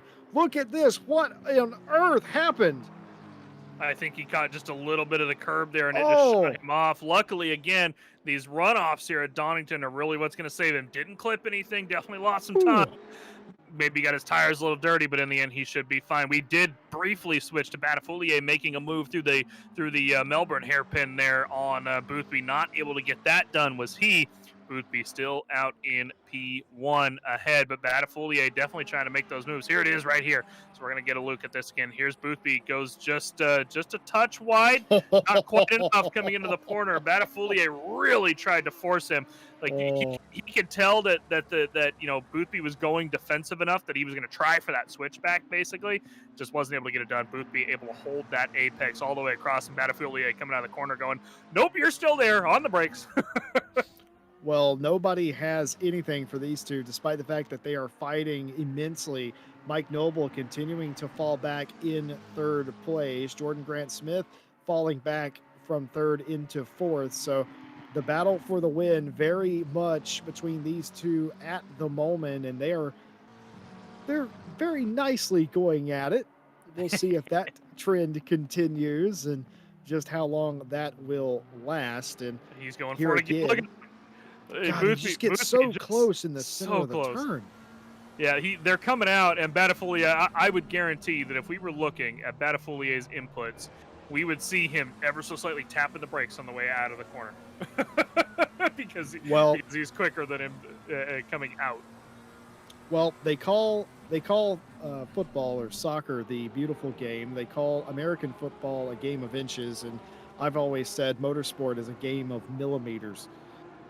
Bit of a replay here. This is Sean Moriarty and Varga. That's Conway out behind. So Conway not battling for position here. Moriarty and Varga should be a little bit of a touch there. Varga and Moriarty, of course, have come together a couple times in this race. They have not been having the best of luck as they have not had the best of tires, I want to say. We've seen them slide around quite a bit. We did see the Ferrari that was coming in contact with them earlier. That was... who was that Ferrari earlier, Jesse Lee? I have completely lost my mind. Yeah, he's my producer is telling me that he has disconnected, and that's what I'm getting out here. He has retired. I'm sure that Ted or Tom rather will correct me here in the chat in a minute as to what that Ferrari's name was. Yeah, so he has disconnected as well. So they've lost one of their contenders there at the back. That was struggling with his tires as well. So tires being the big thing here today at Donington. A couple of these cars just not able to get the grip levels that they need. Here up in the front, obviously Boothby and Batafoulier were not struggling with their tires at the end of the stint. Jordan Grant Smith has definitely improved, but lost so much time during that first stint of struggling with tires that he is, now what is that, about 15 seconds back from the leaders. Currently out kind of just driving by himself at the moment. He's about 8 seconds front and back. And, unfortunately for him, has definitely lost time, but is definitely keeping pace now, and he's able to stay ahead of Mawson. Here's this fight again. Oh, actually, not a fight. This is Cormac Ryan Meenan has gotten past Tavarin at some point while we've been rambling, Jesse Lee. Oh, yeah, indeed. He has gotten around him, and now he will set his sights on Torvinen in front. Jarkko Torvinen has driven away a little bit. That is the tail of the tape. That means that's a fresh kill, that pass there. Tavrayan is now, he's right behind him still, as you see, but trying to disappear up the road is Cormac. Corey Coyote. I'm sorry? Not to interrupt you. Corey Coyote. Oh was the yeah, Ferrari driver. Coyote is the Ferrari driver that did Not to disconnect. completely That's interrupt your train of thought. that is excellently spotted. I do call him Coyote on purpose, by the way, in case you're wondering. I know you wouldn't know that because I'm a Yankee Doodle, but I do call him that simply because I just kind of wish, we have wolves and foxes and all sorts of things here at RCI. I just want him to be Coyote so bad. If he ever told me not to call him that, I probably, obviously I wouldn't, but he hasn't done that, so I call him Coyote.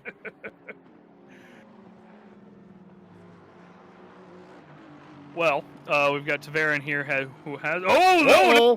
no Oh, longer. that's a big one. That is Cormac off the track there, and we're gonna catch a bit of a replay. What happened? I'm gonna make an assumption here. He bounced off that curb coming out of the second S, right? Almost certainly so. Oh, this is. Yeah, let's see. Here's one. Yeah, Here's absolutely. two. Look at this. Boom. Bouncy. Big sausage. Good Save. Good save. Great save by him, but definitely allows Taverin to get back across him, and that's gonna be Cormac losing that hard work back to P10. You can hear Cormac from here as he comes back comes across the box, cussing out the window. I'm glad we have noise canceling audio equipment because some of these words would get us kicked off of YouTube. But he's obviously furious. He's furious at himself for taking that turn like that, and now he has the work all to do again. Here's Harry Conway, Speed Juice powered by Triple R. We haven't talked a lot about Mr. Conway here today, but here he is. Caught some lap traffic at the moment.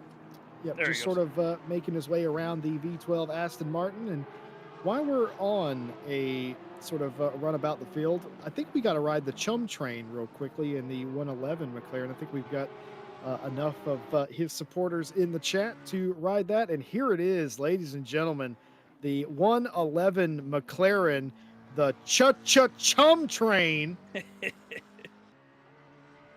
This is the Chum train. Let's say we take a lap on board with Samuel Chumley.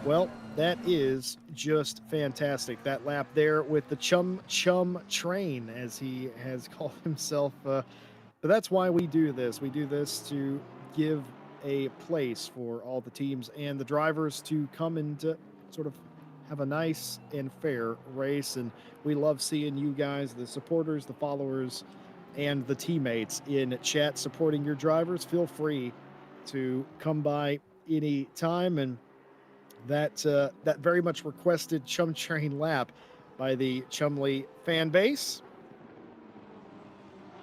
Yeah, this Donington circuit, like watching that on board for a while. Ooh, Moriarty going off track there a little bit. Varga might get on past him again.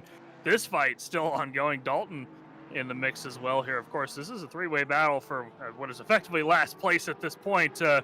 These guys have all struggled with their cars or contact through here. Of course, Sean Moriarty for the PPR Esports #1 Porsche. Oh! Varga getting all out of shape there again, catching the grass and throwing himself sideways.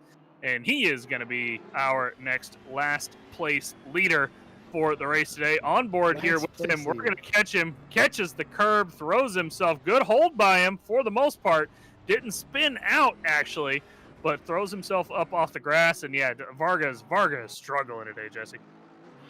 Yeah, I think a lot of these drivers are, Mike, and I think possibly as we see Cormac, here we go. It's Groundhog Day again for Cormac, Ryan Meenan, and Tavrayan. Well, this is number 6 for those of you that are wondering. Oh, I didn't see this one. So this is number. So this is number 6. Number 7 is right here. Let's see if he actually gets fully by him, does Cormac? I don't think he does. Indeed, so what we're missing here is the result of this drag race. So the results of the drag race coming to T1, which I think Cormac probably won. He did. See, he had enough of a run there, I think. But there it is. So he's past him again for the moment. But last moment, indeed. Last time he got past him, he clipped the grass. And this is really what this is today, is these guys just clipping the grass and throwing themselves ever so slightly off track. Conway is tired of it. He keeps seeing these guys clip the grass in front of him, and he's going, but I want a P10 too, guys.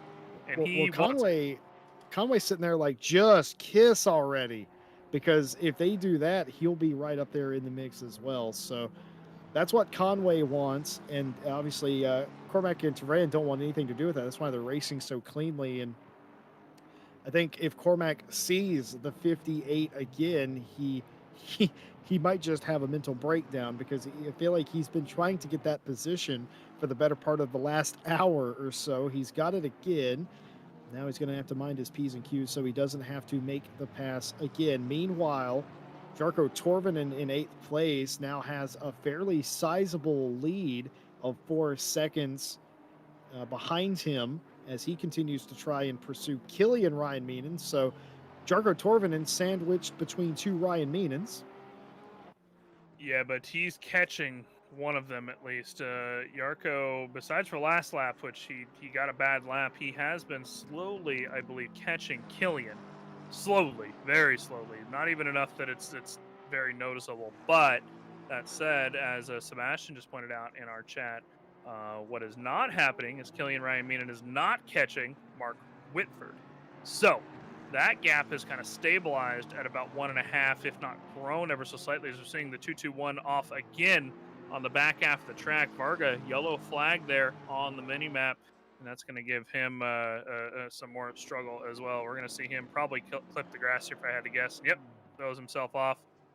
So Varga is just he's not having a good day. If I was Varga at this point, this becomes a live test session with an open track. I would come down to pit road and I would do wholesale changes and see if look at him, he's sort of crabbing off the corner too. Something very not right with that BMW. So at this point for him, it's turning into a test session. Though Moriarty is in pit lane and has been for quite some time. I think a lot of these teams today are getting a crash course on this circuit. Not literally, of course, not a lot of crashing going on, a lot of going wide going on, but not a lot of crashing. But they are indeed still getting a crash course on what it's going to be like racing at Donington. And I think for most of the top 10, perhaps a lot of the top 15, they're having a great time. I think anybody south of the top 15, they think this is the worst track in the world today. So, Jesse, you know what I just realized? We did not predict any winners today. We're now an hour and a half into this race. We're approaching the halfway point. I think it's pretty obvious as to unless something major happens, Boothby and Batafoulier are definitely Meanwhile, these two still nose to tail. Nose to tail. They're probably going to be one of our winners. Probably. We don't know. You don't know yet. Anything can happen. But what I'm curious of, who do you think between P6 to say P12, which are all reasonably close, who of anything do you think can have the potential to get up to Mawson and make a pass and get up into the P5? Now, You threw me such a curveball that my brain had to connect the dots to even comprehend what you were saying, Mike Jones, but I have comprehended it. And I don't know. I think Mawson himself is fairly sure in fifth. I don't think anybody will. I think if anybody were to do So it, you it'd be think we've Killian locked? Ryan Meenan. So you think that potentially we've locked P1 through 5 in, bar any major incidents? Well, I think top five may be locked in because I just don't think there's enough time for Killian to get there. I think Killian can. I just don't think he will. I think he'll run out of time. But I think the top five's locked in. I just don't think this is the order they're going to finish. Okay. Now that said, I did just say a couple laps ago, as Seb had pointed out to me, Killian has not been catching Mark Whitford, but he now has. He's gained 9/10 of a second in the past couple laps. So he is catching and is now within slipstream radius of Whitford as well. So if he can catch some good slipstream, we might see this start happening again. McLaren versus Meenan. Because that's just what we've been seeing the entire race long. It's a different car, or a different driver for the for different car for the Meenans, but McLaren versus Meenan coming out of the last sector side by side with somebody has just been going on for the past 80 minutes, and I don't That's think it's going very to true. end. I would say that's a very wise assessment by Mike Jones. And by the way, remember what happened the last time somebody tried to pass Mark Whitford for sixth place? Tell the viewers, Jesse, what happened. Well, for those of you that weren't here about 40-ish minutes ago, the last time somebody tried to pass Mark Whitford went ultra defensive. He basically turned his McLaren into a Bentley and just said, "You shall not pass." Gandalf the White style. I've never seen Mark Whitford drive quite like that before. Like I've seen him be defensive, but that was super defensive, and it was a clean move, and it was a decent tactic, and it was very effective too because he never lost that place. Well, he's going to have to go back into that mode now. He's going to have to challenge that, and Killian. I don't know if he meant to do that or did not anticipate the braking zone of the Macca in front, but one way or another, Killian Ryan Meenan is there on the back of Mark Whitford's 86 McLaren, and it is once again a British battle, at least as far as manufacturers are concerned. British battles. And these two just get a room already. Yeah, at this point, these guys have been stacked up the entire race, more or less. They have drafted themselves all the way up to P1. It almost looks like a NASCAR race between the two of these guys. This is what I'd expect coming out of Daytona. You know, two guys hook up, they draft their way to first place, and they just stay there until the last 10 minutes of the race until they beat and bang and bump into each other, and you know, somebody wins, maybe. Well, I think the people that are winning today are us. I can't even say the audience is the ones winning, but you and I are winning, and that's sort of the problem. Here's the thing. Here's how it works when Mike and I are in here. And once again, my apologies to Stewie as Varga continues to go wide. He's obviously having massive issues with that 19th place 221 BMW. But doing good, staying out of the way at least. Indeed, when Mike and I get in the box, it's different. We just try to entertain ourselves, I think is the correct, politically correct way of putting it. That about sums it up. I do believe so. It's we had a chat about this after the night owl race yesterday about some of the dynamics that we'll have for our commentators here. You know, where we have me and Ryan, Jesse and Ryan, me and Jesse, George and Josh in the mix as well. So somewhere between our like core group of commentators, our main 5 lead commentators, that we have pulled in a couple new ones. Obviously, Ryan Mawson himself has now joined the staff as a commentator. We have Joshua Devonshire, as well as Howland. Sorry, I was trying to think of Howland's name.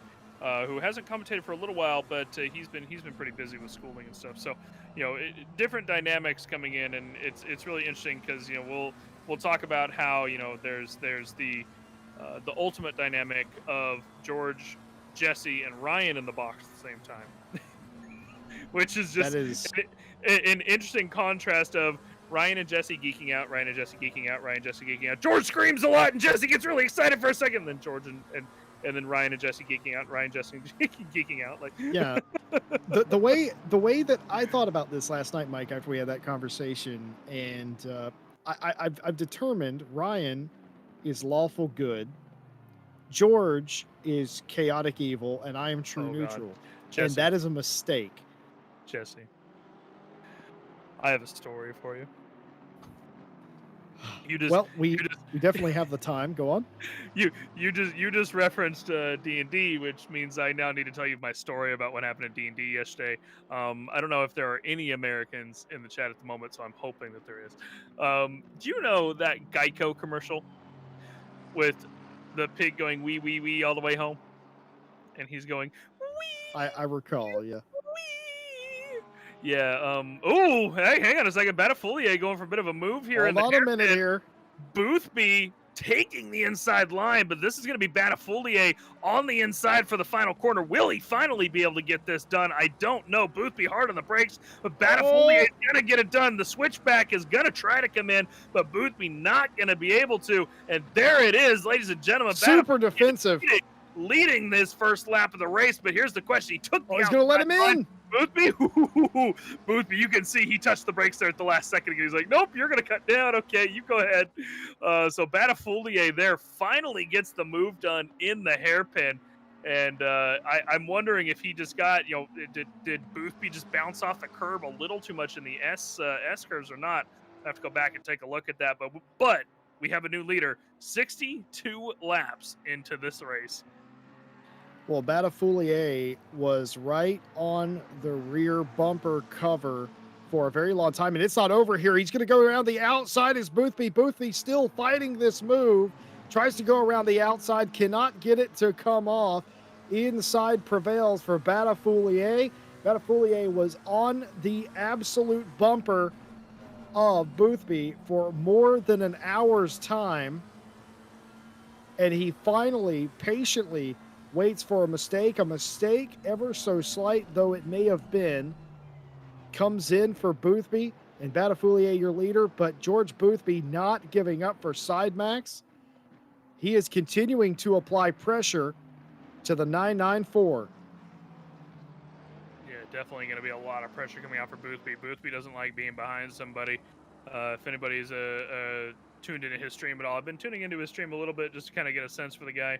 As he's been participating in more and more races recently, and he's very upbeat, very go. I want to be him first. I do. As it turns out, I do, Jesse Lee. We're at about what? We're going on the clicker about. Oh, okay. Okay. Those are the S curves. They sorted it out. That was a last second decision of I don't want to go over the sausage. By the way, I was looking back at the pass for the leaders on my replay machine here, and it does look like that, Boothby didn't lose much time coming out of the S curves, but he lost enough. And that's really all it took for Batafulier to get on past. So a little bit of a bounce off the curb. Didn't take much, and he slid on past. So I'm sure at some point in the next 5 minutes or so on screen again, you will see a Ryan Meenan in a various car. There will be a McLaren on either side of him. They'll be coming into the hairpin and side by side, blah, blah, blah, blah, blah. Repeat process for the next hour and 26 minutes, as that's just what it is. At this point, not that it's not exciting every time we see it, Jesse Lee, but Yeah. This is just it's Groundhog Day. That's really what it is. That's you said it. Well, right now the vast majority, if not every single driver, is minding their minding their manners, and they're racing at a very high level, and they're doing a great job of it. I think we have established that the most dangerous part of the track is probably the S's and that inside curb. You want to get as close to it as possible without actually hitting it, because hitting it will cause you to go into the air and shoot off into the dirt. And if you're anywhere near another car, it'll cause you to lose a position. So that's where we've seen the vast majority of incidents today. I don't expect that to change anytime soon. and I don't expect this to change anytime soon either. You pretty much predicted it, and you wouldn't need a crystal ball to be able to figure out that these two are locked in an internal battle. It seems not too defensive from Woodford yet. Killian not really pressing. I wonder here if Killian is just sort of waiting for Woodford to make one of those mistakes he's seen almost everybody else make and slip on through. I've never Oh, seen Killian I this don't think he's patient waiting. before, though. I don't think he's patient. I think he's having a push. I think he's struggling. Oh, I see. I think he's having a little bit of problem keeping up with Whitford. Not keeping up necessarily, but I think he's definitely attempting to push as hard as he can to get on past him. I think at this point, I don't think there's any patience in killing Ryan Meenan's vocabulary. At least not in this race. Maybe in a 24-hour race, but you know. Well, to everybody spending your Sunday afternoon and evening here with RCI TV, we say thank you. I'm Jesse Lee. I'm here with Mike Jones and Stewie, getting you all the angles and the cameras today. This is, of course, our 3 hours of Donington invite split. This is the tippy top split, and we have had an absolute treat of a race for you this afternoon. And if you're enjoying what you see, why not leave a like and a subscribe so you don't miss out on any GT racing action. We talked about earlier, we're racing 4 nights a week in ACC, and we'd love to have you with us. And again, just a big thank you to our partners, Race Department, AK Informatica, Speed Labs, and Sim Racing GP. You can find all of their information in the description. And please, if you are in chat, go ahead and use the exclamation point Discord, exclamation point socials, and timings to get all the information that you need to sign up and get involved, and of course, to stay in the race today. It has been an hour and a half or a little bit more of one-on-one battles throughout the field. We just saw a pass for the lead, but that is not done. Batafulier and Boothby are still nose to tail even after the pass. I wouldn't have called that. And even further back in the field, passes and positions are still up for grabs. One mandatory stop left for everybody to do. Tire change is required. And Mike Jones, what do you expect out of last pit stop? Do you think anybody will try any sort of low fuel strategy? Any sort of strategy you think that they will attempt here? Oh, that's a tough one, right? Because looking at the laps everybody had pitted on, right? So, well, there we go again. Did I not say that it was just going to take a few laps, and we were going to cut to a camera of a Ryan Meenan who is to the side of a McLaren somewhere. Here's killing Ryan going to the outside of the hairpin. We already saw the result of this. The McLaren did get it. So Whitford is able to take back off. Killian is not able to take it, but these Meenans keep trying to pass around the outside. Now, that said, Cormac, the last time he made the pass, Cormac did gap Tavarin at least. So Cormac has taken off and has done pretty well at getting up. Now, he's not catching Torvinen, but it's a little hit and miss between the two. They're swapping lap times a little bit. So from an overall perspective, he's not gaining, but we'll see in the pit stops. Here's Samuel Chum Lee for the Chum Train fans in the chat. Ollie Newman, of course, here to support. Gandhi here to support. And, much appreciate you guys coming over, watching the stream, joining us today. Of course, your driver, unfortunately, has not gotten a ton of camera time as he's kind of just coasting out by himself at the moment. Ahead of Matt Samuel, Peter Roches, and Daniel Jose Jorge, and even Wolf Matushka, which is nothing to be ashamed at, to say the least. A lot of quick drivers in this split, and of course Chumley in P13 behind some of the quickest guys in ACC. Bart Macha, Jesse Lee. I've been talking a lot about this recently. Bart Macha has picked up a ton of pace recently. Already a reasonably quick guy, but he's picked up a lot of pace recently. Of course, Conway in the Porsche. Porsche. It has its downsides here today. Tavarin, Ryan Meenan, Torvin, and Ryan Meenan, Whitford, Mawson, Grant Smith, Noble, Boothby, Batafulier. I mean, just all of those names are just, oh yeah, of course they're in the top 10 because they should be every time you hear those names. And so, for Chumley being here out in P13 in this, doing really well for himself. Matushka, however, I'm curious to have a chat with him, as I'm disappointed, Jesse. Why are you disappointed, Mike Jones? Well, Wolf Matushka is in P17, and I'm disappointed at that. I Well, was kind of expecting a little bit more of him today. Is he just let who was that Varga that he let by? that was Varga indeed. Yeah, he's Grant riding Smith. Sorry. around. That was Grant Smith. Was that Grant Smith? Okay, that was Grant Smith. The cars are similarly similar. colored. Yeah, in the back end, they look very similar. I was gonna say that shouldn't have been Varga he let by, but yeah, so that's P4 he's let by. Yeah, Wolf. I'm curious. What I want to find out is if he was struggling with the setup with the Audi in particular, or if it's a situation of he's been just not had quite enough practice at Donington yet. And again, a lot of these guys I think are using this as a bit of a test bed. This is the first big race that most of these guys have probably done at Donington. If not most, almost all of them, I'm sure, have probably done at least one race at Donington. But a big 3-hour-long stint is a lot to say to jump in right away. You might not have a setup for them like these guys have done. So here is a bit of a battle for actual position. Here's Tavarin, Conway behind, and Macha behind them as well. Tavarin has dropped back for this, and Conway is smelling blood, wants into that P10, and of course Macha's going to want that position as well. So Macha just kind of waiting for Conway to potentially get up onto Tavarin, lose a little bit of time, and slide past. So far, we've got a bit of a blue and red sandwich here going on with Conway's Porsche.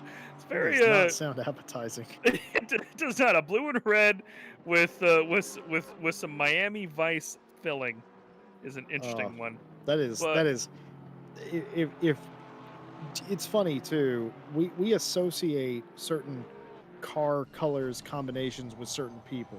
Mm-hmm. Like for instance, I associate purple with you, Mike Jones. I associate teal and pink with Harry Conway, and I associate a Van Gogh painting with Mike Noble. You know, it is just how it works. So I could pick out a Harry Conway design out of a lineup 10 out of 10 times, I feel like. That Triple R team is very noticeable on the track. They really like their teal and pink. They're very Miami Vice. That's where they drew their inspiration from, if I'm not mistaken. I don't know how these guys. That's a question I have never asked them. Conway and Octane are even staff with us now. I don't know that I've ever asked them how they ended up getting together at some point and deciding on that. So I think that's going to have to be a question we'll have to find out, unless you happen to know, Jesse Lee. I think it was.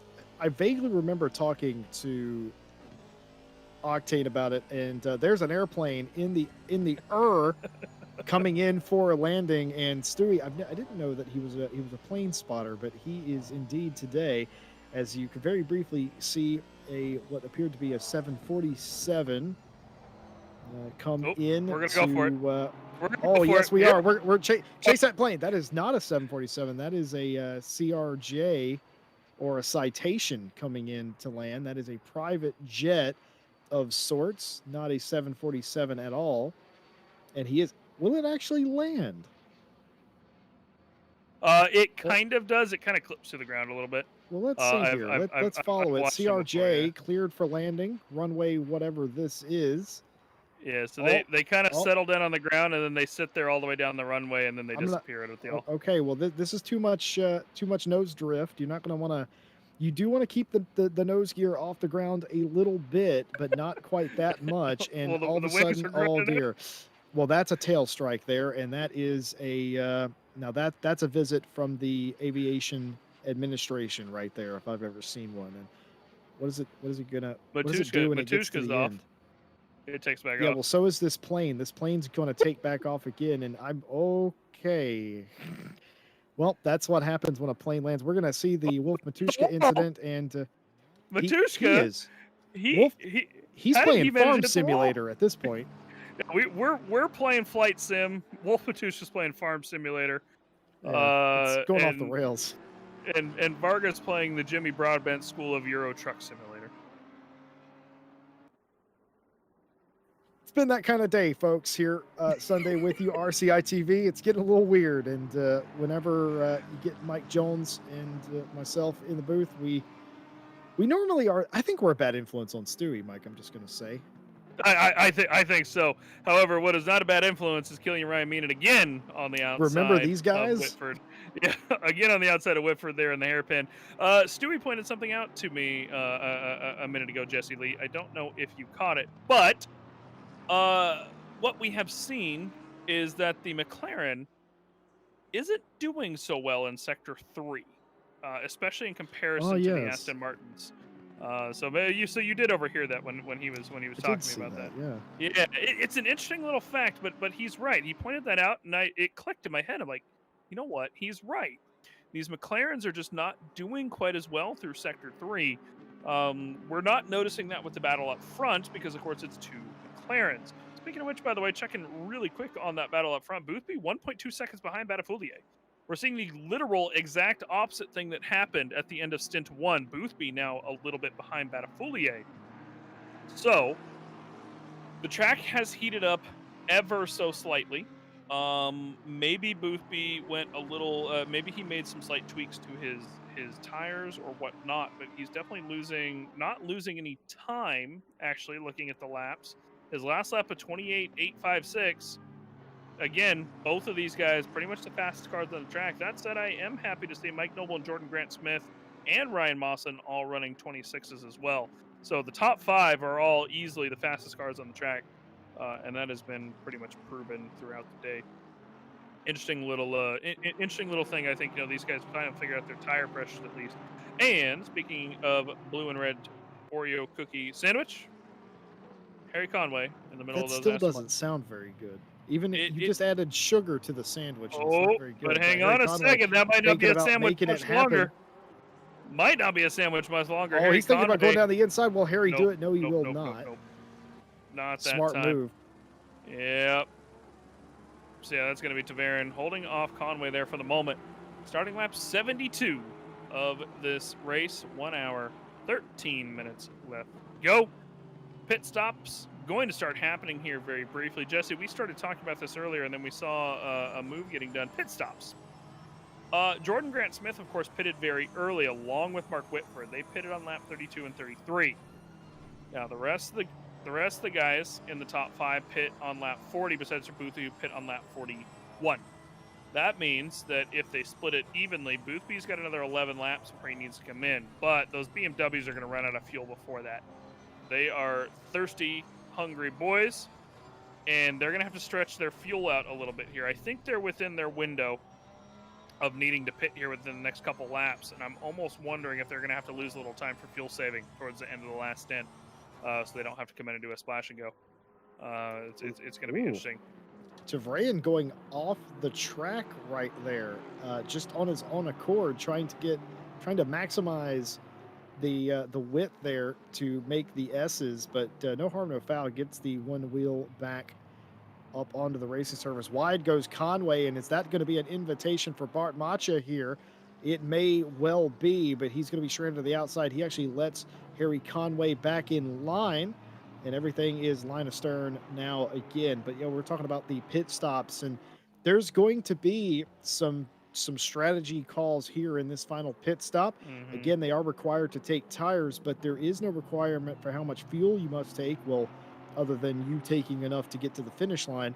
And like Mike Jones is pointing out, that is going to be the big determining factor. Not all these cars drink petrol at the same rate.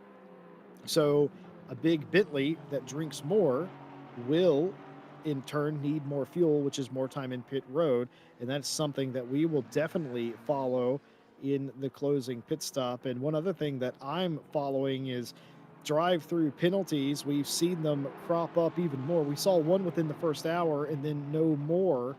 And now we are starting to see more as Bart Macha gets all onto the back. He got a little loose coming off that corner. Macha gets all the way to the back of Conway. Yeah, Conway hit that bump, and Bart took advantage. He sure did. But drive-through penalties are coming more regularly now. Moriarty had a penalty. He has since, I think he's parked in pit road now, is Moriarty again. Roche had a penalty that he just cleared. So he'll still have to come in again and get service. Jose So now's the Jorge, first point one in where the pit. that's right. I think, yes, indeed. Jose Jorge first in the pit lane. And now we are got to pay attention. Last hour of the race. If you have used up all your track limits, now might be a time that you would get that all devastating drive through penalty. No battles going on up front. Batafoulier leading the race over Boothby by a second. Mike Noble well adrift of that lot in third place, but solidly so. Jordan Grant Smith in fourth, and Ryan Balson rounds out the top five. Whitford and Killian Ryan Meenan are going to get a hotel room after today's race for sixth and seventh. Jarko Torvinen has fallen off that battle in eighth place. Cormac Ryan Meenan hasn't caught Torvinen like I thought he would, but he's only 2.5 back. And Tavrayan rounds out the top 10, but he's having a fight with Conway and Macha. Three's a crowd, boys. And of course, 13th, Chum Chum Train as Chumley in the 111. Matt Samuels had a quiet race after an eventful start, and Roche, top 15, has just served his penalty. Now, Wolf Matushka has just picked up a position despite the fact that he went to play Farming Simulator for a while. I wonder if that's because Jorge, yeah, that's because Jorge had pitted indeed. So Dalton 17th, Jorge 18th, Varga 19th, and Moriarty is in the pit lane. And as Mike said, Daniel Jose Jorge has been the first to come into pit road. The opening shot has been fired. And oh no, well, unfortunately, he's going to have to come back down pit road now as he has just picked up a track limits penalty. Speaking of penalties, I've been cheating, Jesse Lee. Oh. I have tuned in to the live feed of 1666 McLaren by the name of George Boothby. Okay. 2 track cut warnings. And 9 laps of fuel. So he can that go means he well can go and for an truly overcut. deep. Yeah, he can go to lap 85 before he's going to need to pit. His tire pressures are a little low, which is maybe why he's struggling just a little bit. Not really low, but he could definitely bring them up a few points. So when he switches tires, I would not be surprised to see him kind of bring them up a few points. As we know, especially with the new tires, even though this is not the 2020 BOP, the new tire model overall in ACC, and Seb can feel free to correct me on this if I'm wrong, but it's very, very, very particular on tire pressures. As we're going to see the move get done here. Oh, no, sorry, this is a lap traffic coming on past, isn't it? Indeed. So never mind. That is Peter Roche there. I just recognized the blue Aston all of a sudden and thought that it was going to be a move get done. Matushka pulling a drive through, as our producer just points out. He's got a track limits drive through that he's going to have to deal with now as well. So, but yeah, the tire model in ACC, especially now with the new tires, very particular on their tire pressures. You really have to be at about that 27.7 average PSI through your lap, and you really can't go below about 27.3, 27.4, where you start losing grip. And I'm seeing very consistently on Boothby here, he's running about 27.2, 27.3. So he's almost a half pound out of that preferred window. He's not really losing time to Batafoulier. He's staying within a second, but he's definitely struggling a little bit more than he was. As Killian Ryan Meenan is, unsurprisingly, going to go for the outside of the hairpin again here. Is he going to be able to get the nose down and get the cutback? No. But lap after lap after lap after lap until Mark Whitford makes that mistake or dives into the pit lane, one of the two, we're going to see Killian Ryan Meenan make that move. Pit window now very much open. Hour and 6 minutes left on the race as they cross the line, starting lap 77 back here as the battle for P6 continues. Battle for P1, of course, continuing through the entire race. And it is just ongoing the entire time. Ryan Mawson in the pit in BMW. So he is good on fuel then. So those BMWs are good. They didn't have to pit too early. They were able to make it last, and I don't think that they will struggle to the end at all unless he's been fuel saving the rest of it. Wolf Matushka coming out there in the background after serving his drive-through penalty. So Ryan Mawson now coming out of the pit lane. Tavarin in the pit lane as well. And here we go, Jesse Lee. Here's where the shakeups are going to happen. Who's quick in the pits, who's not, who gets a stop and go 30 and pulls an Ismail Lebrec and loses themselves the race. It's a very valid question, Mike, because earlier in the race, when we did the first pit stop, the reason we got the McLaren on McLaren battle in the first place was due to the pit shakeup. So it's no wonder why anybody should be worried about the different strategies, because anything is possible here. You have to take extra fuel. You're just a little bit longer getting into or out of pit road, which is also a possibility for those that are using the pit limiter button instead of the automatic system. And even so, not everybody's going to come into pit road the same exact way with the same intensity. Some would rather err on the side of caution rather than push it, and et cetera and so forth. But down to strategy, who will have the winning strategy? Betafoulier and Boothby are the class of the field today, and they have not been able to get away from each other. Harry Conway looking at a car behind him coming into pit road. Oh, the leader's coming in. Or not the leader, sorry, Boothby is coming in. He made the early pit. I'm a little surprised. Boothby in the pit lane as well. And this is going to be what we are looking for here. You can see him coming in behind Conway, dropping into his pit box. Can he make the quick pit stop? He lost 7/10 in the pit last time, Batafoulier. Now, that doesn't seem like a lot, but keep in mind that was all about he was behind at the end of that stint, right? So it looks like he did pretty well in his pit box this time. Will he adjust the tire pressure slightly, get a little bit more grip through the back half of the race, get out from behind Batafoulier? Now it's the question, Jesse Lee, do we think that Batafoulier comes into the pit this lap because he feels like he needs to now that he's pit? By the way, Ryan Mawson just crashed.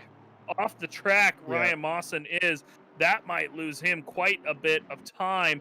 If we can jump over there, there might still be a replay there from about 30 seconds. Let's see what happens. Yeah, keeps it off the wall, but definitely slides it through. That is coming out of the curves in through the old hairpin there.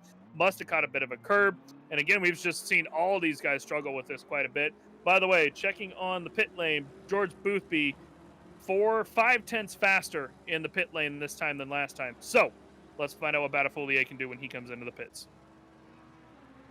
There he comes. Well, strategy play has been dealt. George Boothby first into pit road, perhaps forcing Maxime Batafoulier's pit strategy. Comes in just a lap later to get his service. We have no reason to believe that these cars couldn't make it to the end. And in fact, I'm certain in saying that every one of these cars will be able to make it to the end from here. George Boothby riding along inside his 666 McLaren for side max. Getting sort of on the curbs, as you would expect. Ryan Mawson's day has went from good to bad to nightmare levels. After his off in old hairpin, he's been awarded a drive-through penalty in the 101 BMW. He has come in and served that penalty already. Batafoulier made it up time in the pits. Batafoulier he made a 10th. Gained a 10th, and a 10th is a significant margin considering. So we have no reason to believe anything other than Batafoulier leading this race over Boothby, but it's still going to be under a 2-second gap. And Boothby proved, even after Batafoulier passed him, he could still hang with him every step of the way. But into the race now, last hour, anything is possible for Boothby. Perhaps he has been playing possum with his fuel mix. Looking at his tire pressures, he did indeed adjust them slightly. There you go. I'm curious in another couple laps or two to check in and see if they're perhaps overpressured or anything like that, if he went a little too far with them. But, that should potentially allow him a little bit more leeway. Now, granted, he's not getting the pressure loss, which could have happened at the end, as we saw from the first stint.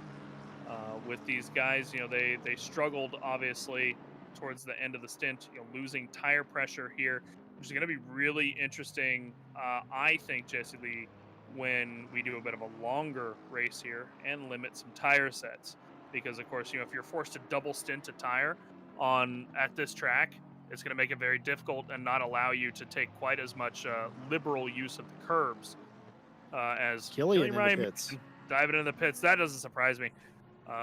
He's been stuck in the back of Whitford for a while. Not necessarily faster than him, but not slower than him either. But I think him coming into the pits probably makes sense. If I were him, and granted maybe he was waiting on fuel or something, but if I were him, I might have dived in a little bit earlier. Boothby has made up a few tenths on Batafoulier so far as he's come out of the pits. Has made up about 5 tenths, give or take. Here's your current leader. Of course, he hasn't pit yet, but current leader Mike Noble. Of course, once he cycles out of the pit, he will still be within the top 5, perhaps even fighting for a podium. This man might be Mawson. Let's see, where's Mawson cycled out? Mawson cycled out pretty far back, Jesse. So I don't know. Mike Noble's got a chance here. Yeah, Mawson, not only did he have that spin, he lost a ton of time. He also had the drive-through, so he is going to be dropping that position without a doubt. Meanwhile, Tavrayan here getting involved in a battle of his own with Harry Conway now. Yeah, a little bit of a battle here between the two. Looking to catch a bit of a replay. So let's Here's see. Tavrayan come up. Yep. Goes on the inside and just slides past him. A little bit of a bump. Yeah. A little avoiding action in the background as well.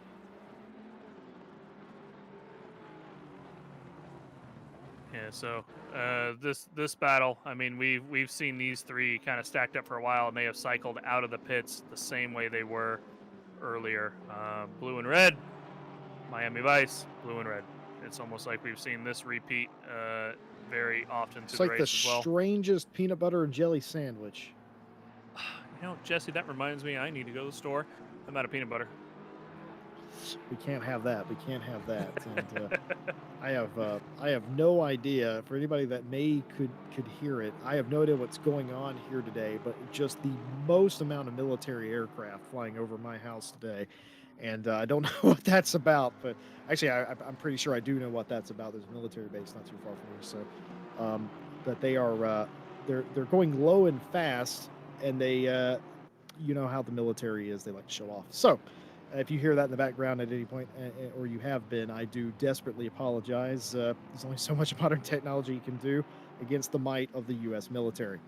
Anyway, moving right along, the battle continues for I'm going to call this the peanut butter and jelly wars, is what this will go down in the history books as, I think. But Harry Conway, you always have to wonder, Mike Jones, the reason you sim race, the reason you race is because you crave competition and you enjoy it as an enthusiast.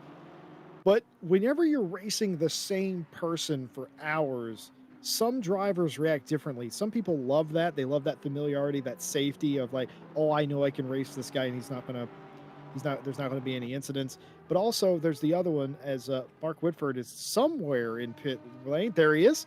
The camera facing the wrong direction there, as it often does at ACC. It picks up Mark Whitford, who is in to do his pit stop. Mike Noble still hasn't pitted. Jarko Torvinen in pit road. We documented Jordan Grant Smith has already pitted. Chumley and Matt Samuel are some of the last to not pit as well. So yes, currently the only people that have not pitted are your leader, Mike Noble, Chumley, and Matt Samuel. You know Mike Noble's going to pit the apps. Oh, nope, never mind. He's in the pits. Never mind. I was going to say Mike Noble was going to pit as late as possible. Now he's in the pit lane, of course, just to throw me wrong. Chumley and Matt Samuel, though, not in the pit yet. I'm really, really curious to see where Noble shakes out here, though, once he comes out of the pit lane, because I think that with Mawson down, he's got a chance here. Not a chance at first, I don't think, but a chance for a podium. I love what just happened. Vanta wanted me to make Mike Noble pit by saying that he hadn't pitted. You said that he wouldn't, and he came in, so I think you did my job for me. So thank you for that. Did you know you had that power, Mike? Jesse Lee, here in the commentary booth, we have words are power. Just typed up against the wall here. I think that's something I think a sign we carry with us at the RCI broadcasting team. As we well know, we like to curse people, and the very opposite. You will know firsthand, of course, that you broke PCDC's curse at Silverstone for the first round of the World Tour by letting them win, and subsequently I did the same thing with the Sidemax Motorworks car in the 24-hour of Kyalami, because I picked them to win, and then they did. So, Indeed. however, Here's the Ryan thing. tried to pick a Bentley. I'm just saying. Yeah, he did do that. I keep getting love letters in my inbox with Amazon gift cards. And it's just signed vaguely by teams. I actually got one recently by Sidemax, and it says, "Have a good race." And I just thought, man, these guys are friendly. But I realize what they're doing now. What are they doing, Jesse Lee? They're trying to get us to help them win races by talking about them or not talking about them, depending on their superstition. I love the commentators curse superstition because it goes both ways. Some teams swear that if you talk about them, you're going to crash them. Some teams swear that if you talk about them, they're going to win. Bad news. Boothby just lost force feedback. Again. Yeah, George Boothby just lost all force feedback in his wheel. Unfortunately, this is not the first time this has happened to the man. That is going to suck. We're watch him come over these corners. You can just see how much he's struggling with the wheel. At this point, watch this, coming over, and he's just scissoring the wheel all the way through. Every time he touches a curb, it doesn't look quite as impactful inside the car as it does on his live stream. But yeah, the Fanatec wheel not doing good for him today.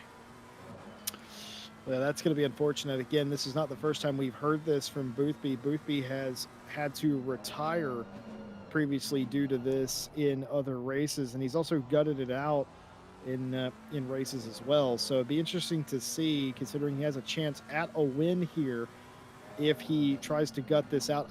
There's no way, at least in the previous times this has happened to the man, there's no way to fix this mid-race. He would have to completely remove himself, which would, again, remove him from the running of the race. Even if he did reconnect and come back in, he would still not be in the position, obviously. So he's still going around. He hasn't given up yet. He is now losing a bit of time, as you would expect from being distracted by it. You never know. He might, considering he does have practice, not practice that he wants, but he does have practice in this situation. So it is very possible that he could find a groove here. But as it stands right now, he is losing time. It's about a second. No, it's not a second. Excuse me. It's about a tenth a sector that he is losing to Batafalier in front ever since he has lost that feedback. Of course, he's also fighting traffic, but I feel like it's more related to the force feedback. It is. Mike Jones, could you drive without force feedback? Again, I commented a few weeks ago when this happened that the last time I did it was around 1999, and I don't think I could. I mean, I haven't driven without force feedback since PS1, I don't think. You know, I mean, and I don't even have, you know, as much feedback as these guys do, of course. You know, I've just got a Logitech G29 wheel myself. You know, of course, these guys with their direct drive wheels, I couldn't even imagine, you know, losing all feel in your wheel because of that. But the problem, I think, at this point mostly is that, you know, we've got 52 minutes left in this race. There's a bit of a move here being done. This is Mawson and Cormac Ryan Meenan side by side coming through turn one. Gets the cutback, Cormac does, and he's going to come through the curves and see if he can hold it down to the inside before they get into the old hairpin. A little bit of a bump coming into the old hairpin. Cormac's going to go ahead and slide his car through there. Mawson sliding through as well, catches the inside now. Oh, he's still there. He's still there. He's forcing him off the track a little bit, not leaving any space. You will take that apron and you will like it. Oh, no, he missed the corner. And here comes the leader on by as well. That is now Batafoulier in the mix, and that's going to have to settle this fight down as the leaders are going to come through. These cars are being blue flagged. Cormac is the one who gets the jump off of Mawson there. He's going to be the victor for the moment. But 50 minutes left of this. Oh, look how much time he gave up. He's going to go for it. It's Mawson. No, he's not. Oh, my goodness. But I thought he was going to go for it. we do know. No, never mind. Mawson didn't get a good exit. I was going to say we know that the McLarens are struggling a bit through the last sector, but the BMW did not get a good enough run coming out of the S curves. But they have one more leader to let through. As long as Boothby can hold on to his car, I'm which he's gonna doing a say, fantastic job so far. yeah, Mike, I'm gonna say that was probably the worst place and the worst way to let the leader through. I mean, it wasn't the respectful thing to do, absolutely, but for Cormac Ryan Meenan, that was the worst possible scenario. Getting caught on the middle of a straightaway there, and despite all that, Cormac be able to hold on to the position after letting. I mean, he was, if you have to let off on the straightaway, obviously, I don't have to explain to anybody. You're going to hemorrhage a lot of time, and you saw that gap that he had just straight up Yeah. evaporate. But Mawson, of course, tucks back in line, says, "No, I'm not gonna make a risky move like that." But Mawson was not happy with that repassing. He flashed the lights, I assume in anger, letting Cormac know, "Hey, man, I'm gonna come back up there and I'm gonna get side by side with you again." Well, it's completely sideways is Mawson. I'm not so sure that car's handling all too well. No, I don't think Mawson. He's maybe struggling a little bit, maybe from the slippy slideys he was just having. Might have The got a what couple now? flats. The slippy slideys, Jesse Lee. Okay. By the way, I just noticed that Matt Samuel hasn't pit yet. Um, just a side note. That's the most Matt Samuel thing I've ever heard. Yeah, I know, right? Because the man who does do the slippy slideys professionally doesn't care if he's got bad tires. He's fine with it. Speaking of which, there comes Matt Samuel into the pits because, why wouldn't he pit right after I said he hadn't pit, Jesse? Anyway, so yeah, the battle for the lead I think has kind of settled down at this point. Batafoulier has pretty much got this in the bag, unless he struggles with something, has some sort of incident. Boothby's just losing all sorts of time with his wheel. I mean, he's just struggling. I'm surprised he's keeping the car on the track to begin with. But Mike Noble has cycled out of the pits in P3. I don't think that Boothby will lose enough time. He's about 35 seconds ahead that he's going to lose P2. But 48 seconds, or 48 minutes rather, left in this race to drive without any feedback in your wheel. I mean, hey, mechanical issues, this is what happens in real life, right? Real life motorsport, mechanical issues happen all the time. And this is just one to add to the bucket for the sim racing.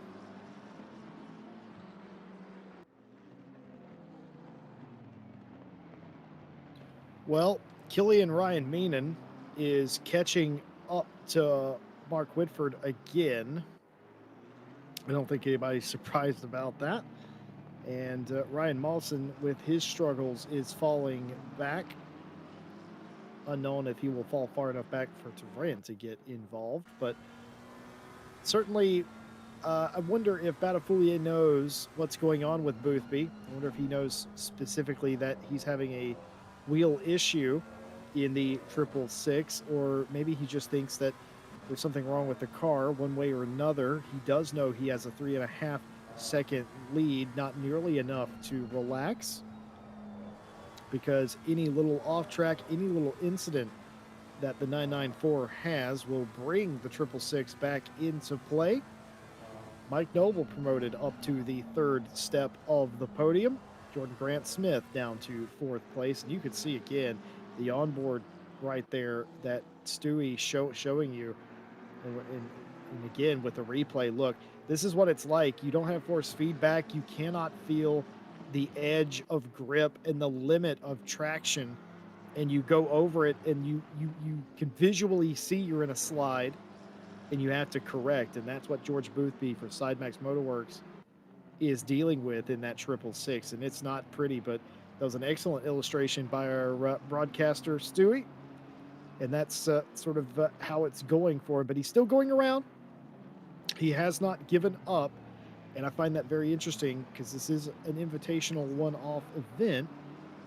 And I guess maybe he values a podium more than his sanity, I guess, Mike Jones. Yeah, I mean, having watched these side max guys race for a while here, I mean, I know that they don't like to give up. You know, they don't care what happens. They want to finish the race. And I think that, I mean, Boothby, either way, what happens here, yeah, he's in P2. He's obviously not going to be happy. Well, let me correct myself. He's obviously going to be very pissed about losing P1 to some sort of mechanical issue. But he's I still in P2. Um, Luckily for him, now that he doesn't have any feedback and the stress of fighting for P1, he can also just kind of drive with one finger for the next 45 minutes and text with his other hand. But oh, if sideways again. if me and you try to do that, even without feedback, I'm sure we'd throw it off the track. But Yeah, my professional drivers brain. like this. I promise you, I rely on my feedback so much to get me around the track. I think most drivers do, but like if you took that away from me, my brain would be so scrambled, I wouldn't know what to do.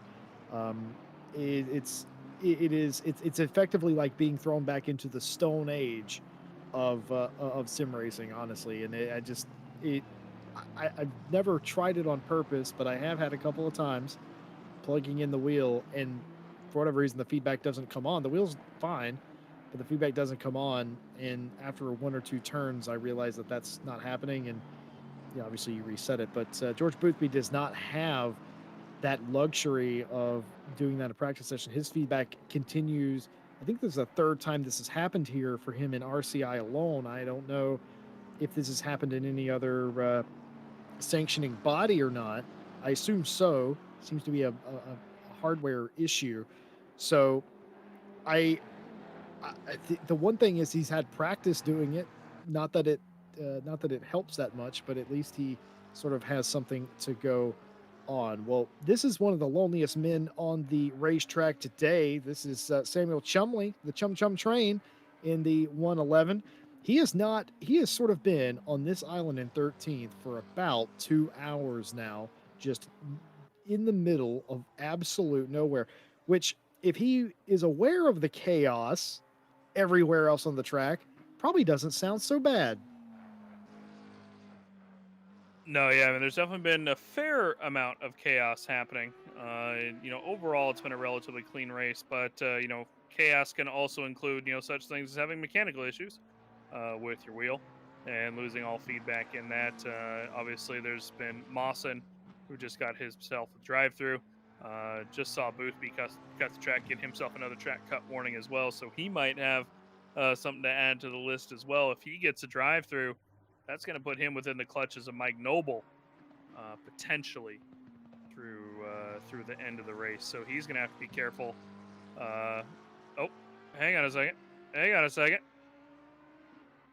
I was just confirming I was listening. George Boothby's feedback is back. What? What do you mean? What do you mean it's back? It's not It the just McRib. randomly came back on him, so we'll see if he loses it again. But apparently, Boothby's wheel has decided that it wants to provide feedback for the moment. I saw him; he was coming through. He was coming through the old hairpin, with one hand on the wheel because there's no point in two. And all of a sudden, his wheel jerked a little bit. Oh, never mind, it's gone again. Oh no! George Boothby is going to be on the phone on Monday morning with a manufacturer, just positively livid with what's going on. Um, th- this is turning into George Boothby and the Technicolored sim racing wheel. I think is what's going on here. I think his wheel watched too much Jekyll and Hyde and is now okay. Well, this is the man, the myth, the legend. This is George Boothby. That wheel he's holding sometimes has force feedback when it wants to. Very, very moody, that wheel. And I'm told right now it does not, but briefly it did, but now it does not. And just like me on a Friday evening, just hoping she'll put on something and we can go out to dinner. Well, not recently, obviously not in the last year, but you know what I mean. Here's the thing, Jesse. At least it's not raining.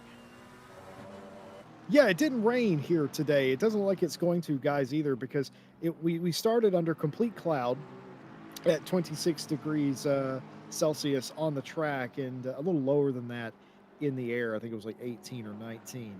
And what has happened is the sun has come out. It is only variably, if not partly cloudy. The track temp has stayed the same, but the ambient has gone up. It has gotten windy though, 17K wind, sort of out of the south. So that is enough wind to affect you on these straightaways and push you around a little bit. Yeah, a little bit. I mean, especially you get the south and oh, hang on, the wind is jumping around a little bit. I'm wondering, Jesse, if that's based off the car you're on and the direction it's pointing, because now it's coming from the north. So I'm wondering. Okay, I'm curious here. Let's watch. I want to watch Wolf come around the hairpin, and see if that wind direction changes, because that could be what it is. Very interesting, Mike Jones. Because it could be like compass based. Yep, that's exactly what it is. See, there you go. So it is based on your track direction. So that is wind coming out of. I think that is coming out of the south, because I think that the track map is always south at the bottom, if I'm not mistaken.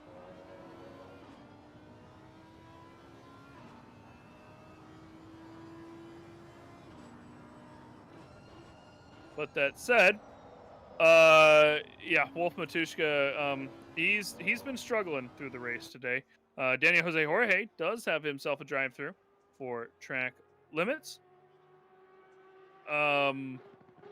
Continuing to monitor on Boothby, by the way, his chat can potentially correct me that's in here, but I believe he's getting like an occasional feedback. Like he just got like an absolute 100% feedback kick as he came over a hole. Uh, so I think he's having all sorts of power issues with the wheel that's not even causing him necessarily just to not have feedback, but occasionally get feedback, which is worse, because if you've ever been driving down the road and hit a pothole yourself, it is not comfortable for your wheel just to jump all of a sudden. So yeah, the chat's now confirming that as well. So unfortunate for him, he's just struggling, but holding on to P2. Hopefully he doesn't get himself a track cut. If he can keep off of that, he can at least still finish P2. Mike Noble is within striking distance if Boothby has to take in a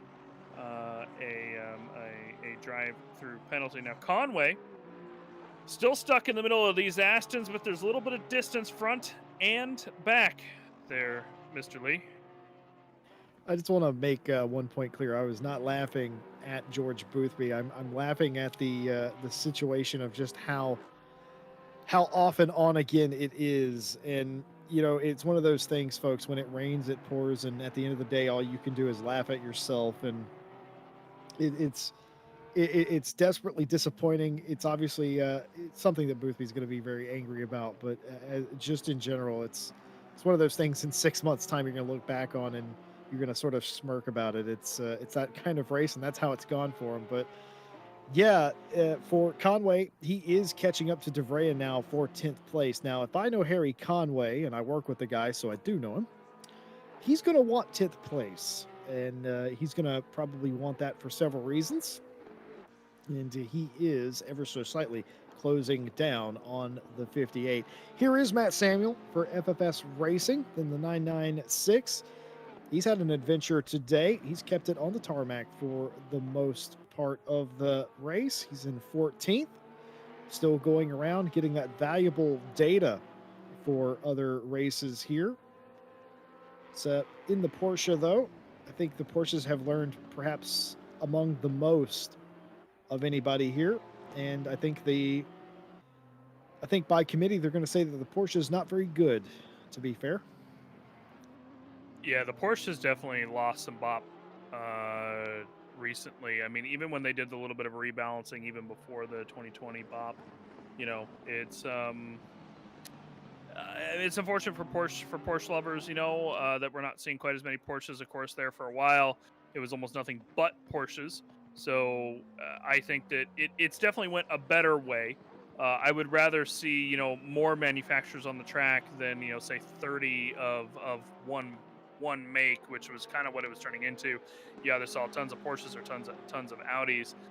But I am disappointed to see the car model almost completely go away for the most part. In our World Tour Championship, we only have one of them, and it's one of the silver class drivers. It's PPR Esports is running it, and not they're not doing terribly in the Silver Cup by any means at Kyalami, but it's disappointing to only see one of them for the most part. However much I'm not a huge fan of Porsches, I'd like to see a few of them in the mix at least, but yeah, they're just not doing too well at the moment. Of course, the McLaren 720S very good on the BOP here through GT World Challenge Europe at the moment, so they're doing particularly well as Jordan Grant Smith slots himself past one of the back markers in that BMW. Still holding on to P4 here. Jordan Grant Smith is 18 seconds behind Mike Noble. Probably not a chance in heck at catching him, as he'd have to catch what is that, about 80 seconds a lap, or not 80 seconds a lap.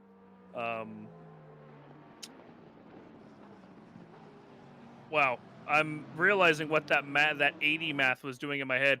I was thinking 80% of 2 seconds in a lap. Do you smell burnt toast, Mike Jones? Are you okay? No, Do you I'm taste good. copper? This is how my brain works, though, because I was doing it was 80% of 2 seconds is about what he would have to gain per lap, and my brain only calculated that I was thinking the word 80 rather than what 80% of 2 seconds was. Which of course would be about 100 seconds, or 100 a lap or so. Not enough that he's going to gain, basically.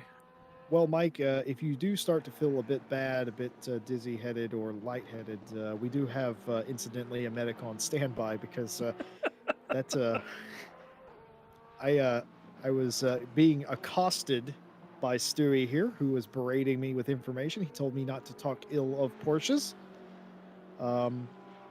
Obviously, Stewie would not appreciate that very much. And he also mentioned that some drivers do intentionally drive without force feedback to keep them from reacting to curbs and stuff like that. And that is very true. I actually do know somebody who does that. I call him a cheater. But either way, I get why they would do it. But of course, Boothby not one of those. Also, Seb Brunier in the chat talking about driving without feedback is pretty bad, but he reckons he would take it over driving with no sound. He did do that, did Seb Brunier. He drove with absolutely no sound. I don't know. Pick your poison, Mike. No force feedback, no sound if you had to choose. Ooh, that's a tough one. I'm a very audio-based person. Like literally every single game I play, I'm very audio-based. I mean, I'm just huge on playing a couple of the shooter games that were very audio-based. Like right now, the one I play is a lot of Rainbow Six Siege, which is very, very audio-based. And so I feel like if I'm gonna have to go that route, it's gonna have to be sound. I can't live without it. Well, there you go, Mike I will say that so we don't get local audio from our stream from studio, right? Or from Stewie. Like, I'm not hearing the BMW go around the track at the moment. I still tune into my game and park my camera on the middle of the track, so I'm getting some car audio. Otherwise, I can't focus.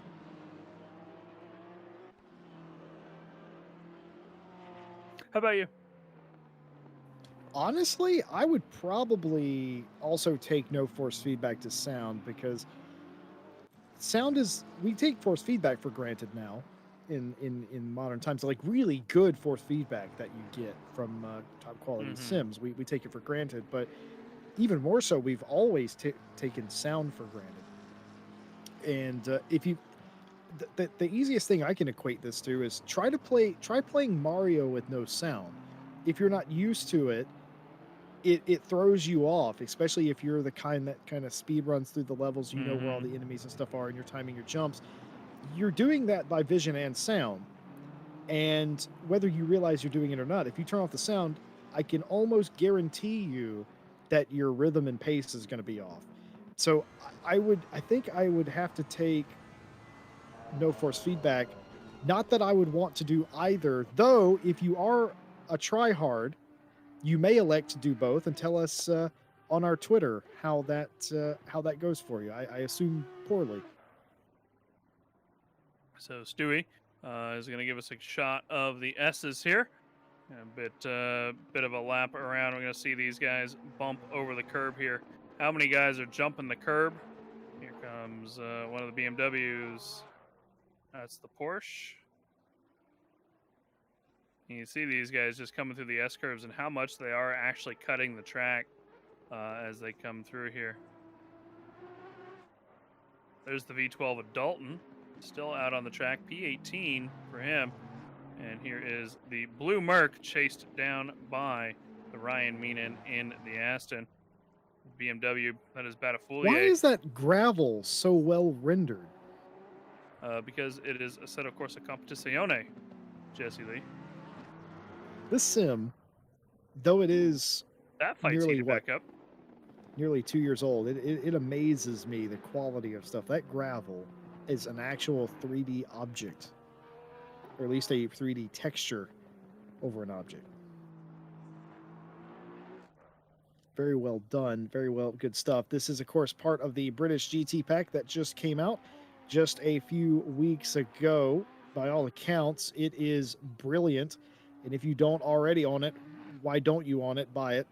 It is fantastic. You will not be disappointed, especially if you're a fan of GT racing, especially in the UK, where there are a lot of it. And of course, the single player includes the British GT BOP, which basically is an turbo limited version of GT3 racing, where the turbos are kind of let loose. The cars are a bit quicker, in fact, and I've been told by several drivers, I haven't tried it out yet, but I've been told by several drivers it's a bit wild in a good way.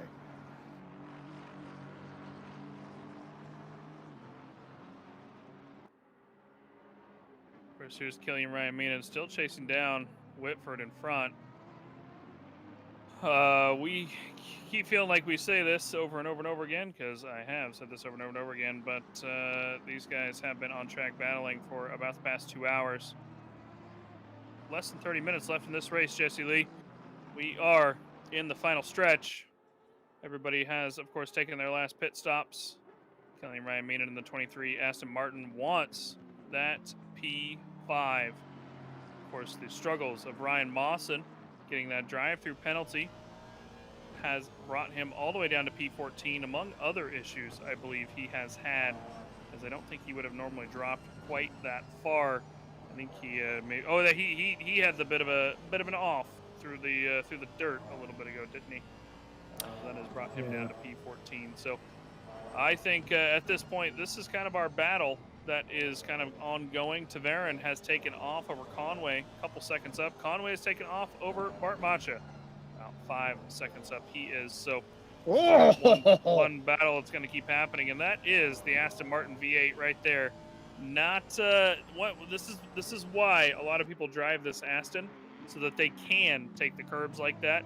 You'll see Killian overcorrect a little bit there and have to jerk his wheel back, but that's very easy to do in this Aston Martin V8.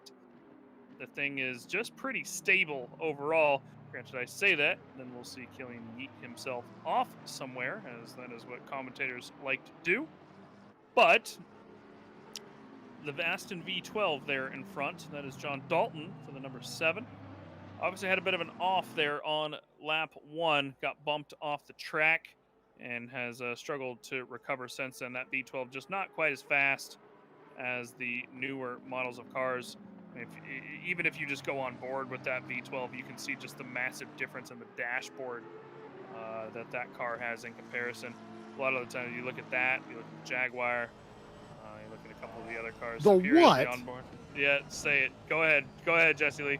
Ladies and gentlemen, I would like to apologize for Mike Jones. We know it's a Jaguar. Is that Noble typing in the chat? That's not Mike Noble, is it? Is he that bored? Mike Noble, ladies and gentlemen, in the chat, watching the battle on his other screen because he's out here driving by himself towards the end of this race. He doesn't have anyone to fight with. He'd like to tell Killian that he wants him to win. So FFS and Sidemax confirmed teaming up against the OVRC guys. Folks, This man right here, this man is driving at over 150 miles an hour around a field in England with one hand and typing with another, letting his voice be heard. Any casual podium on a Sunday. All of these guys, they're listening to the stream, sitting here typing. Unreal. Cormac Ryan Meenan, folks at home, do not text and drive. It is the law, but they are on a closed racing circuit, so I don't know how that works. But either way, Mike Noble and Cormac Ryan Meenan are in stream chat here on RCI TV, talking to us and each other, and meanwhile maintaining position. Oh, and he's got the wiper on because he's hit that button now, Mike Jones. Yeah, see, this is what happens. This is what happens when you text and drive. You hit the wrong buttons. So here's the thing. That's what's happened here. He was typing on another screen and he hit a key command, I'm pretty sure, on his keyboard, and he turned his windscreen wiper on, and now he's done it again. So I imagine he's typing again. Oh yeah. I'm sure. He's coming in to say something. And it's at Donington too. This isn't necessarily the easiest track to not pay attention to. I mean, you've got two dead straight straightaways, but other than that, it's very impressive. This is what this day has been. I think whenever we went off the rails in pre-race, where we went to an airport, I think we set the tone, and I think the tone has been carried right throughout this race. So thank you to Cormac Ryan Meenan, and thank you to Mike Noble for chiming in mid-race. This is like full-on Jardier mode, but even better.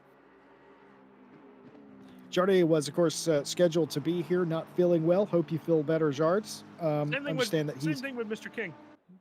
Yes, indeed, with Darren King. I hope you guys feel better. I understand that you were feeling pretty awful for your weekend. That sucks. I always hate it when I don't really mind not feeling well during the week, but on the weekend I always hate it. I feel like I'm missing something on the weekend if I feel very poorly. So hope that they start to feel better soon, and we can see them back on track. But full esports mode here today, driving and chatting. Tire pressure. Yep, he's down under 27. He just massively lost pressure. Well, you know what they say, Mike Jones?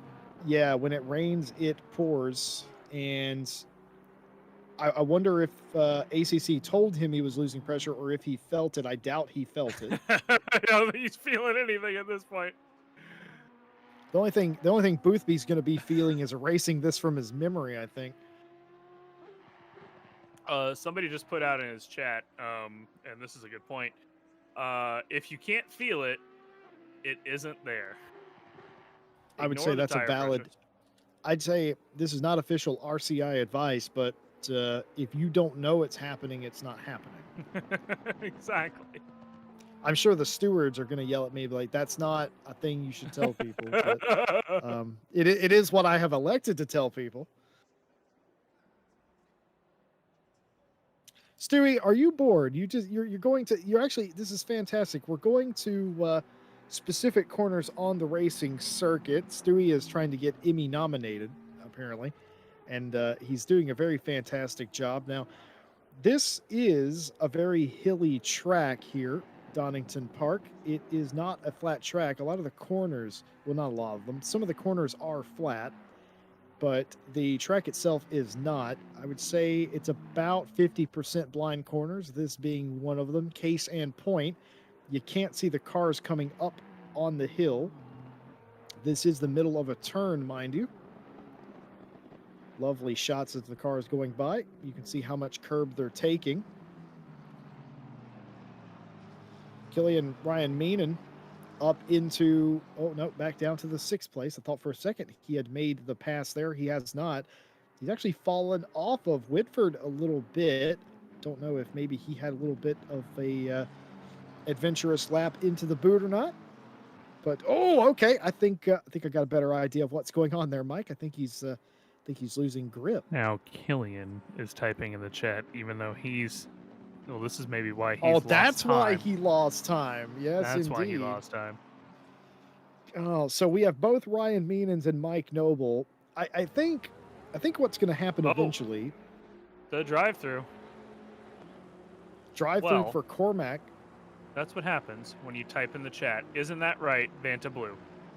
Vanta Blue taking it home here. Cormac, concentrate on the driving, not the stream. Silly DT. Yep. Sebastian, I just want to point out that they don't drive for FFS Racing. They drive for Sidemax. I don't, Mike Jones, I'm not sure that's what that FFS means. Obviously, it's FFS Racing, Jesse Leos. This is a PG-13 channel, unless George is here. Or me and you were in the booth together. So, for fuck's sakes, guys, calm down. Anyway, George Boothby, P2 15 seconds back now after the force feedback loss. Unfortunate for him. Fortunately for him, Mike Noble has not had the time to make it up. And has so far, I think, with 20 minutes left in this race, has kind of solidified that he'll likely finish in P3. Jordan Grant Smith, who struggled at the beginning of the first stint, still in P4. But Killian Ryan Meenan, 2 seconds back now on Whitford after typing in the chat. We're going to take a look from the Why? The engineering box. We're leaning our heads over. Who is that man? High five on the way by. Hey, Killian, hold out your hand on the way by. No? Anybody? Could you? Oh, Matushka. Wolf Matushka. I think Isn't that's that his his second. That is his second drive-through. Oh my goodness. Well, I feel like we're going full actual vision right now. I just want to point that out. Like, tell me what you know. Like, we're flying around the track in free cam, like this is an actual Risen stream, and I'm gonna have to send this over to Luke now and say, hey, I don't know what you did to Stewie, but you broke him. All I'm going to say is, actual vision. Consider this our demo tape. That's basically what this is. Like, we can. Oh man, but it's been that sort of day. It has been. Thrills, chills, and spills. I think a lot of these drivers have learned some very important data. It's thrills. Yeah, I think a lot of these teams have learned a lot of valuable information, and it's been a fun day sport. It's been lighthearted. Usually in championship mode, everybody's nose to, laser focus, nose to the grindstone sort of thing. But today it's been very lighthearted. Enjoyed the interaction from the chat. Both those that are watching and those that are actively participating, apparently. Stewie really wants this guy to wave the flag. Like, that's what he's waiting for. He wants him to wave the flag. Stewie said, I am not leaving until the marshal waves the flag. Wave the flag.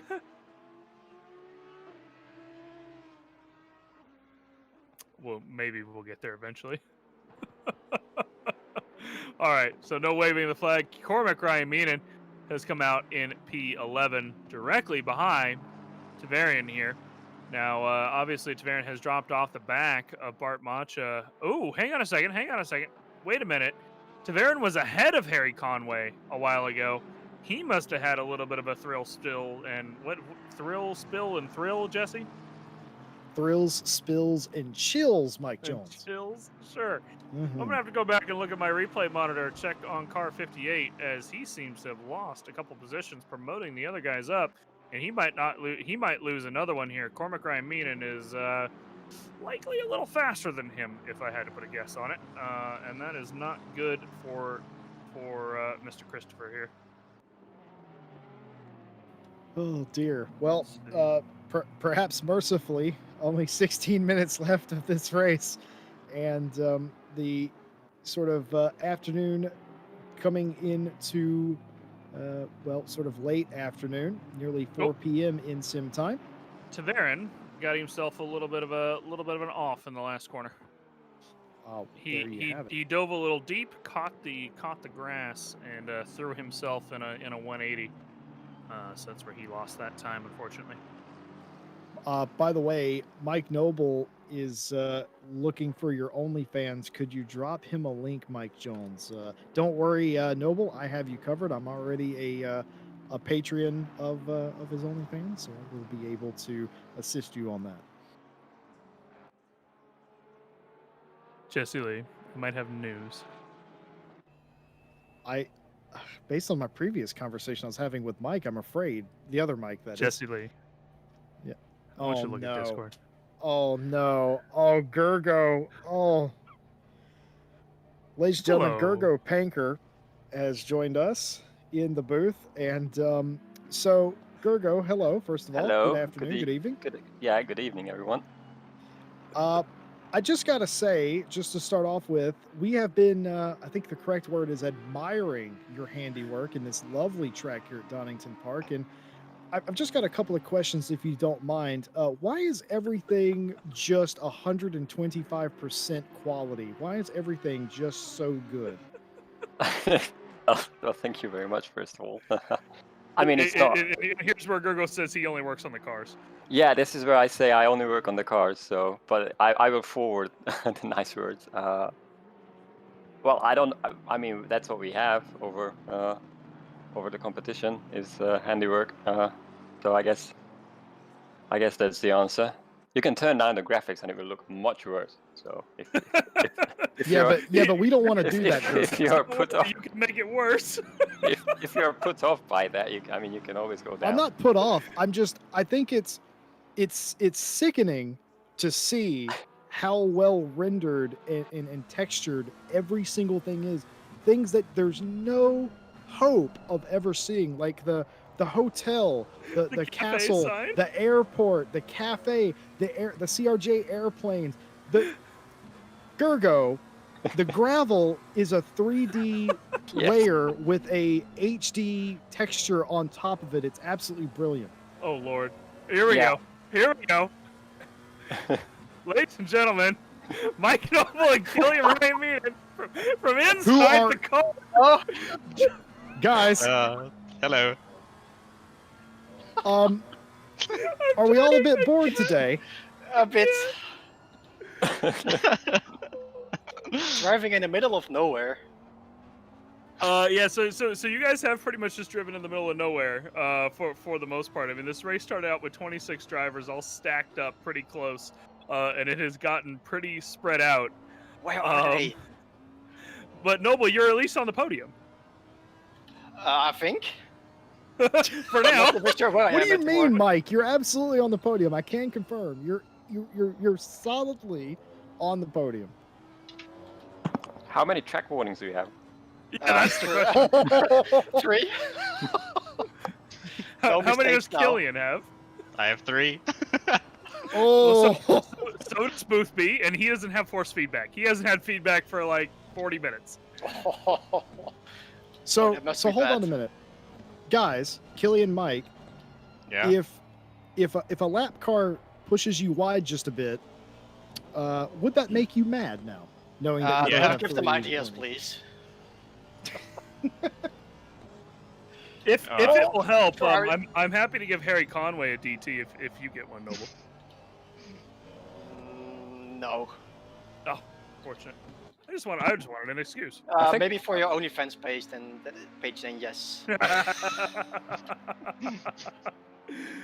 Yeah, so subscribe to the RCI OnlyFans. You can purchase drive-throughs for other drivers there. Nice. I gotta say, I think that's a service that's badly missing from sim racing and broadcasting in Well, general. Oddly Oh, enough, dear- Gergo Panker, Gergo. this conversation with a certain driver that drives a 38 Ferrari this morning. Oh. He informed me that he still hasn't waved the flag. I'm sorry, Stewie. he's not gonna do it, Stewie. He's just not that into you. Let it go. But I'll tell you something else. Stewie's upset. Wow. Stewie's upset because he wants to know how Killian and Mike get in here in the middle of a race. Like, well, they're already typing. They're typing words. Clicking a button's not that much different, I guess. My pace has just fallen off a cliff. Well, obviously. You were behind Whitford for a longest time. Now you're 3 seconds back. So. Yeah. Oh well. Oh man. So Mr. Darren King did inform me that for our April Fool's race, people should we should make it a charity. Oh, he's doing it. He's Oh waving my the flag. God! We got the flag wave, ladies and gentlemen, as George Boothby comes across the line behind Ryan Mawson. We get the blue flag wave. I'm standing and applauding because we waited for 10 minutes to see that man wave the blue flag. And here is Cormac Ryan Meenan, by the way, who might actually have a chance at catching somebody. He's only a couple seconds back off the back of Tamarin, but after the drive-through, I don't think he's gonna make it. He has dropped back a couple seconds. Anyway, so our April Fool's race, I've been told that we should make it a charity race. I and the thought drivers today can was donate, the April Fool's race. right? So the drivers can donate as long as they donate mid-race. $1 equals 1 kilogram of bop for the driver of their choice. That's a good idea. Gergo, So much for charity. yeah, Yes. Gergo, I have to ask, Yes. when you were building this beautiful piece of software, did you ever think that it would be enjoyed in quite this way? I mean, not quite, but I'm very glad that we got to this point. We Alright. have No need we for have such a peaked. serious answer, Greg. Huh? I have nothing clever to say. I ran out of. It's been a Comes weird and day knocks here. on the door of the RCI. comms box and comes in for a very serious interview. Yeah, I thought it was gonna be like, no. I mean, I've been in voice with Mike and the Meenans and Yarko, and they listened to me eat a pizza for like 90 minutes. Hey, One how do you pizza eat a pizza for 90 90 minutes? I heard that question a lot today. I'm a very slow eater. I see.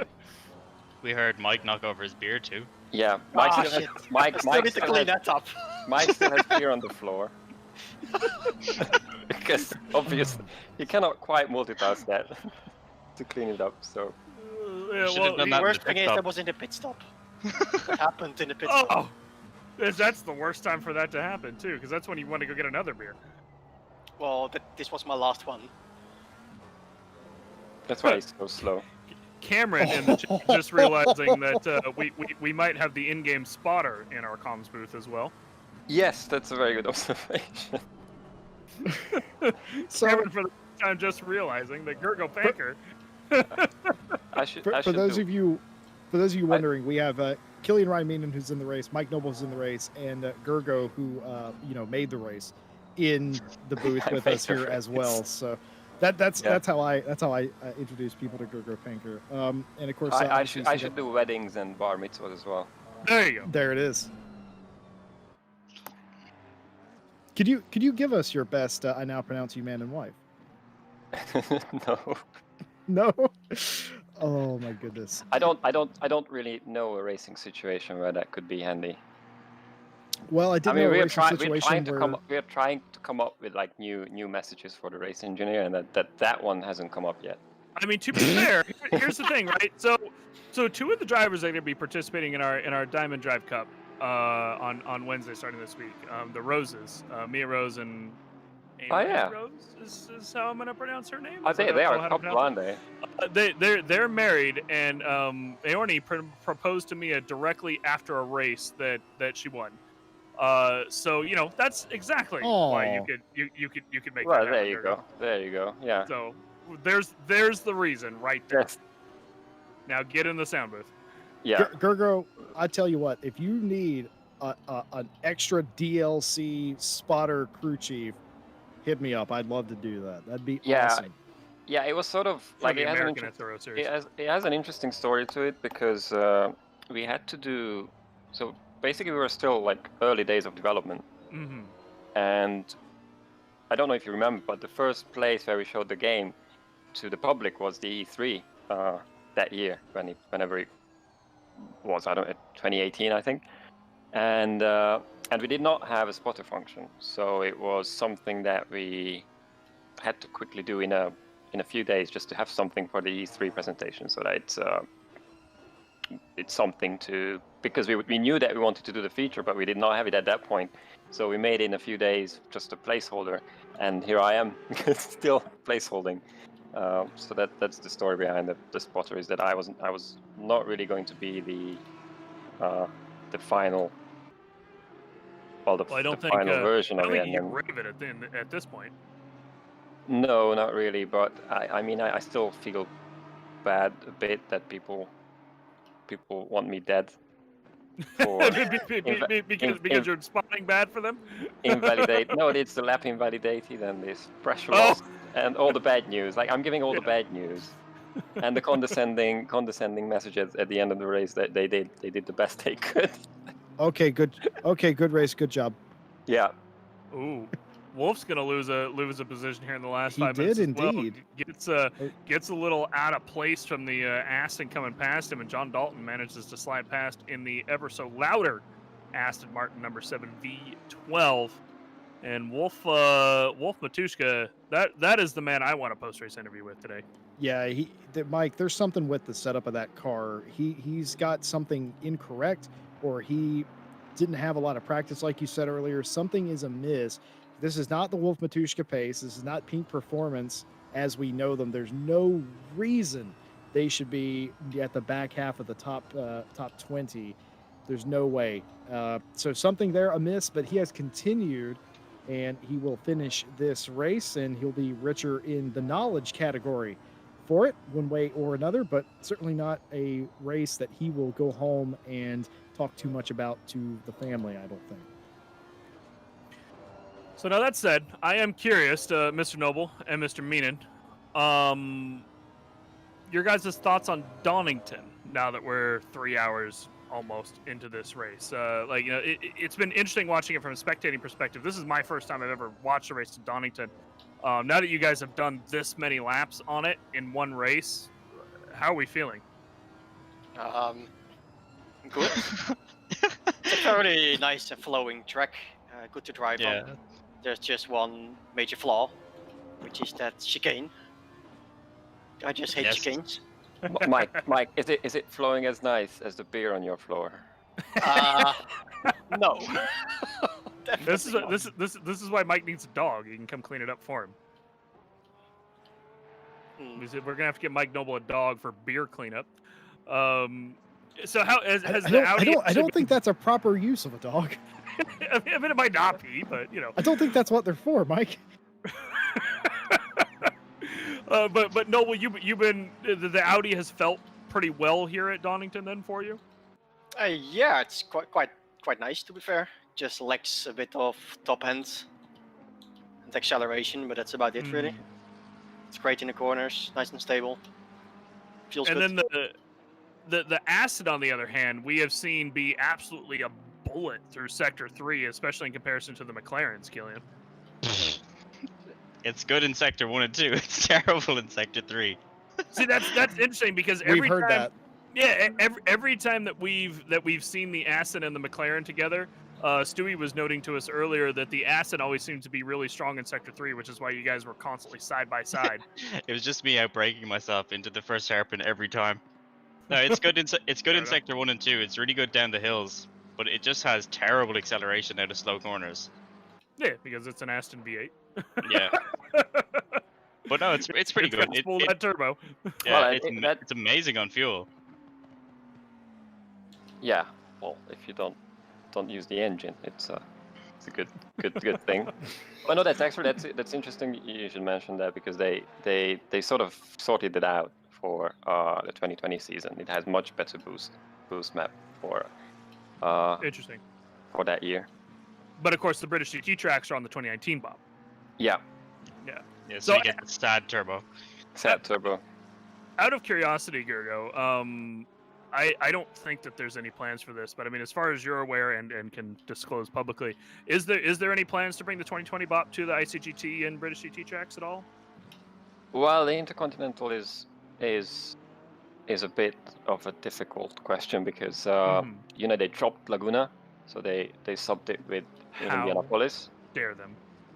So we don't really have any BOP for that year for Laguna. Suzuka would normally have a modified version of the European Group C BOP, which is the mid-high, mid-high, mid-low downforce tracks, along with Barcelona and Nürburgring, Imola, etc.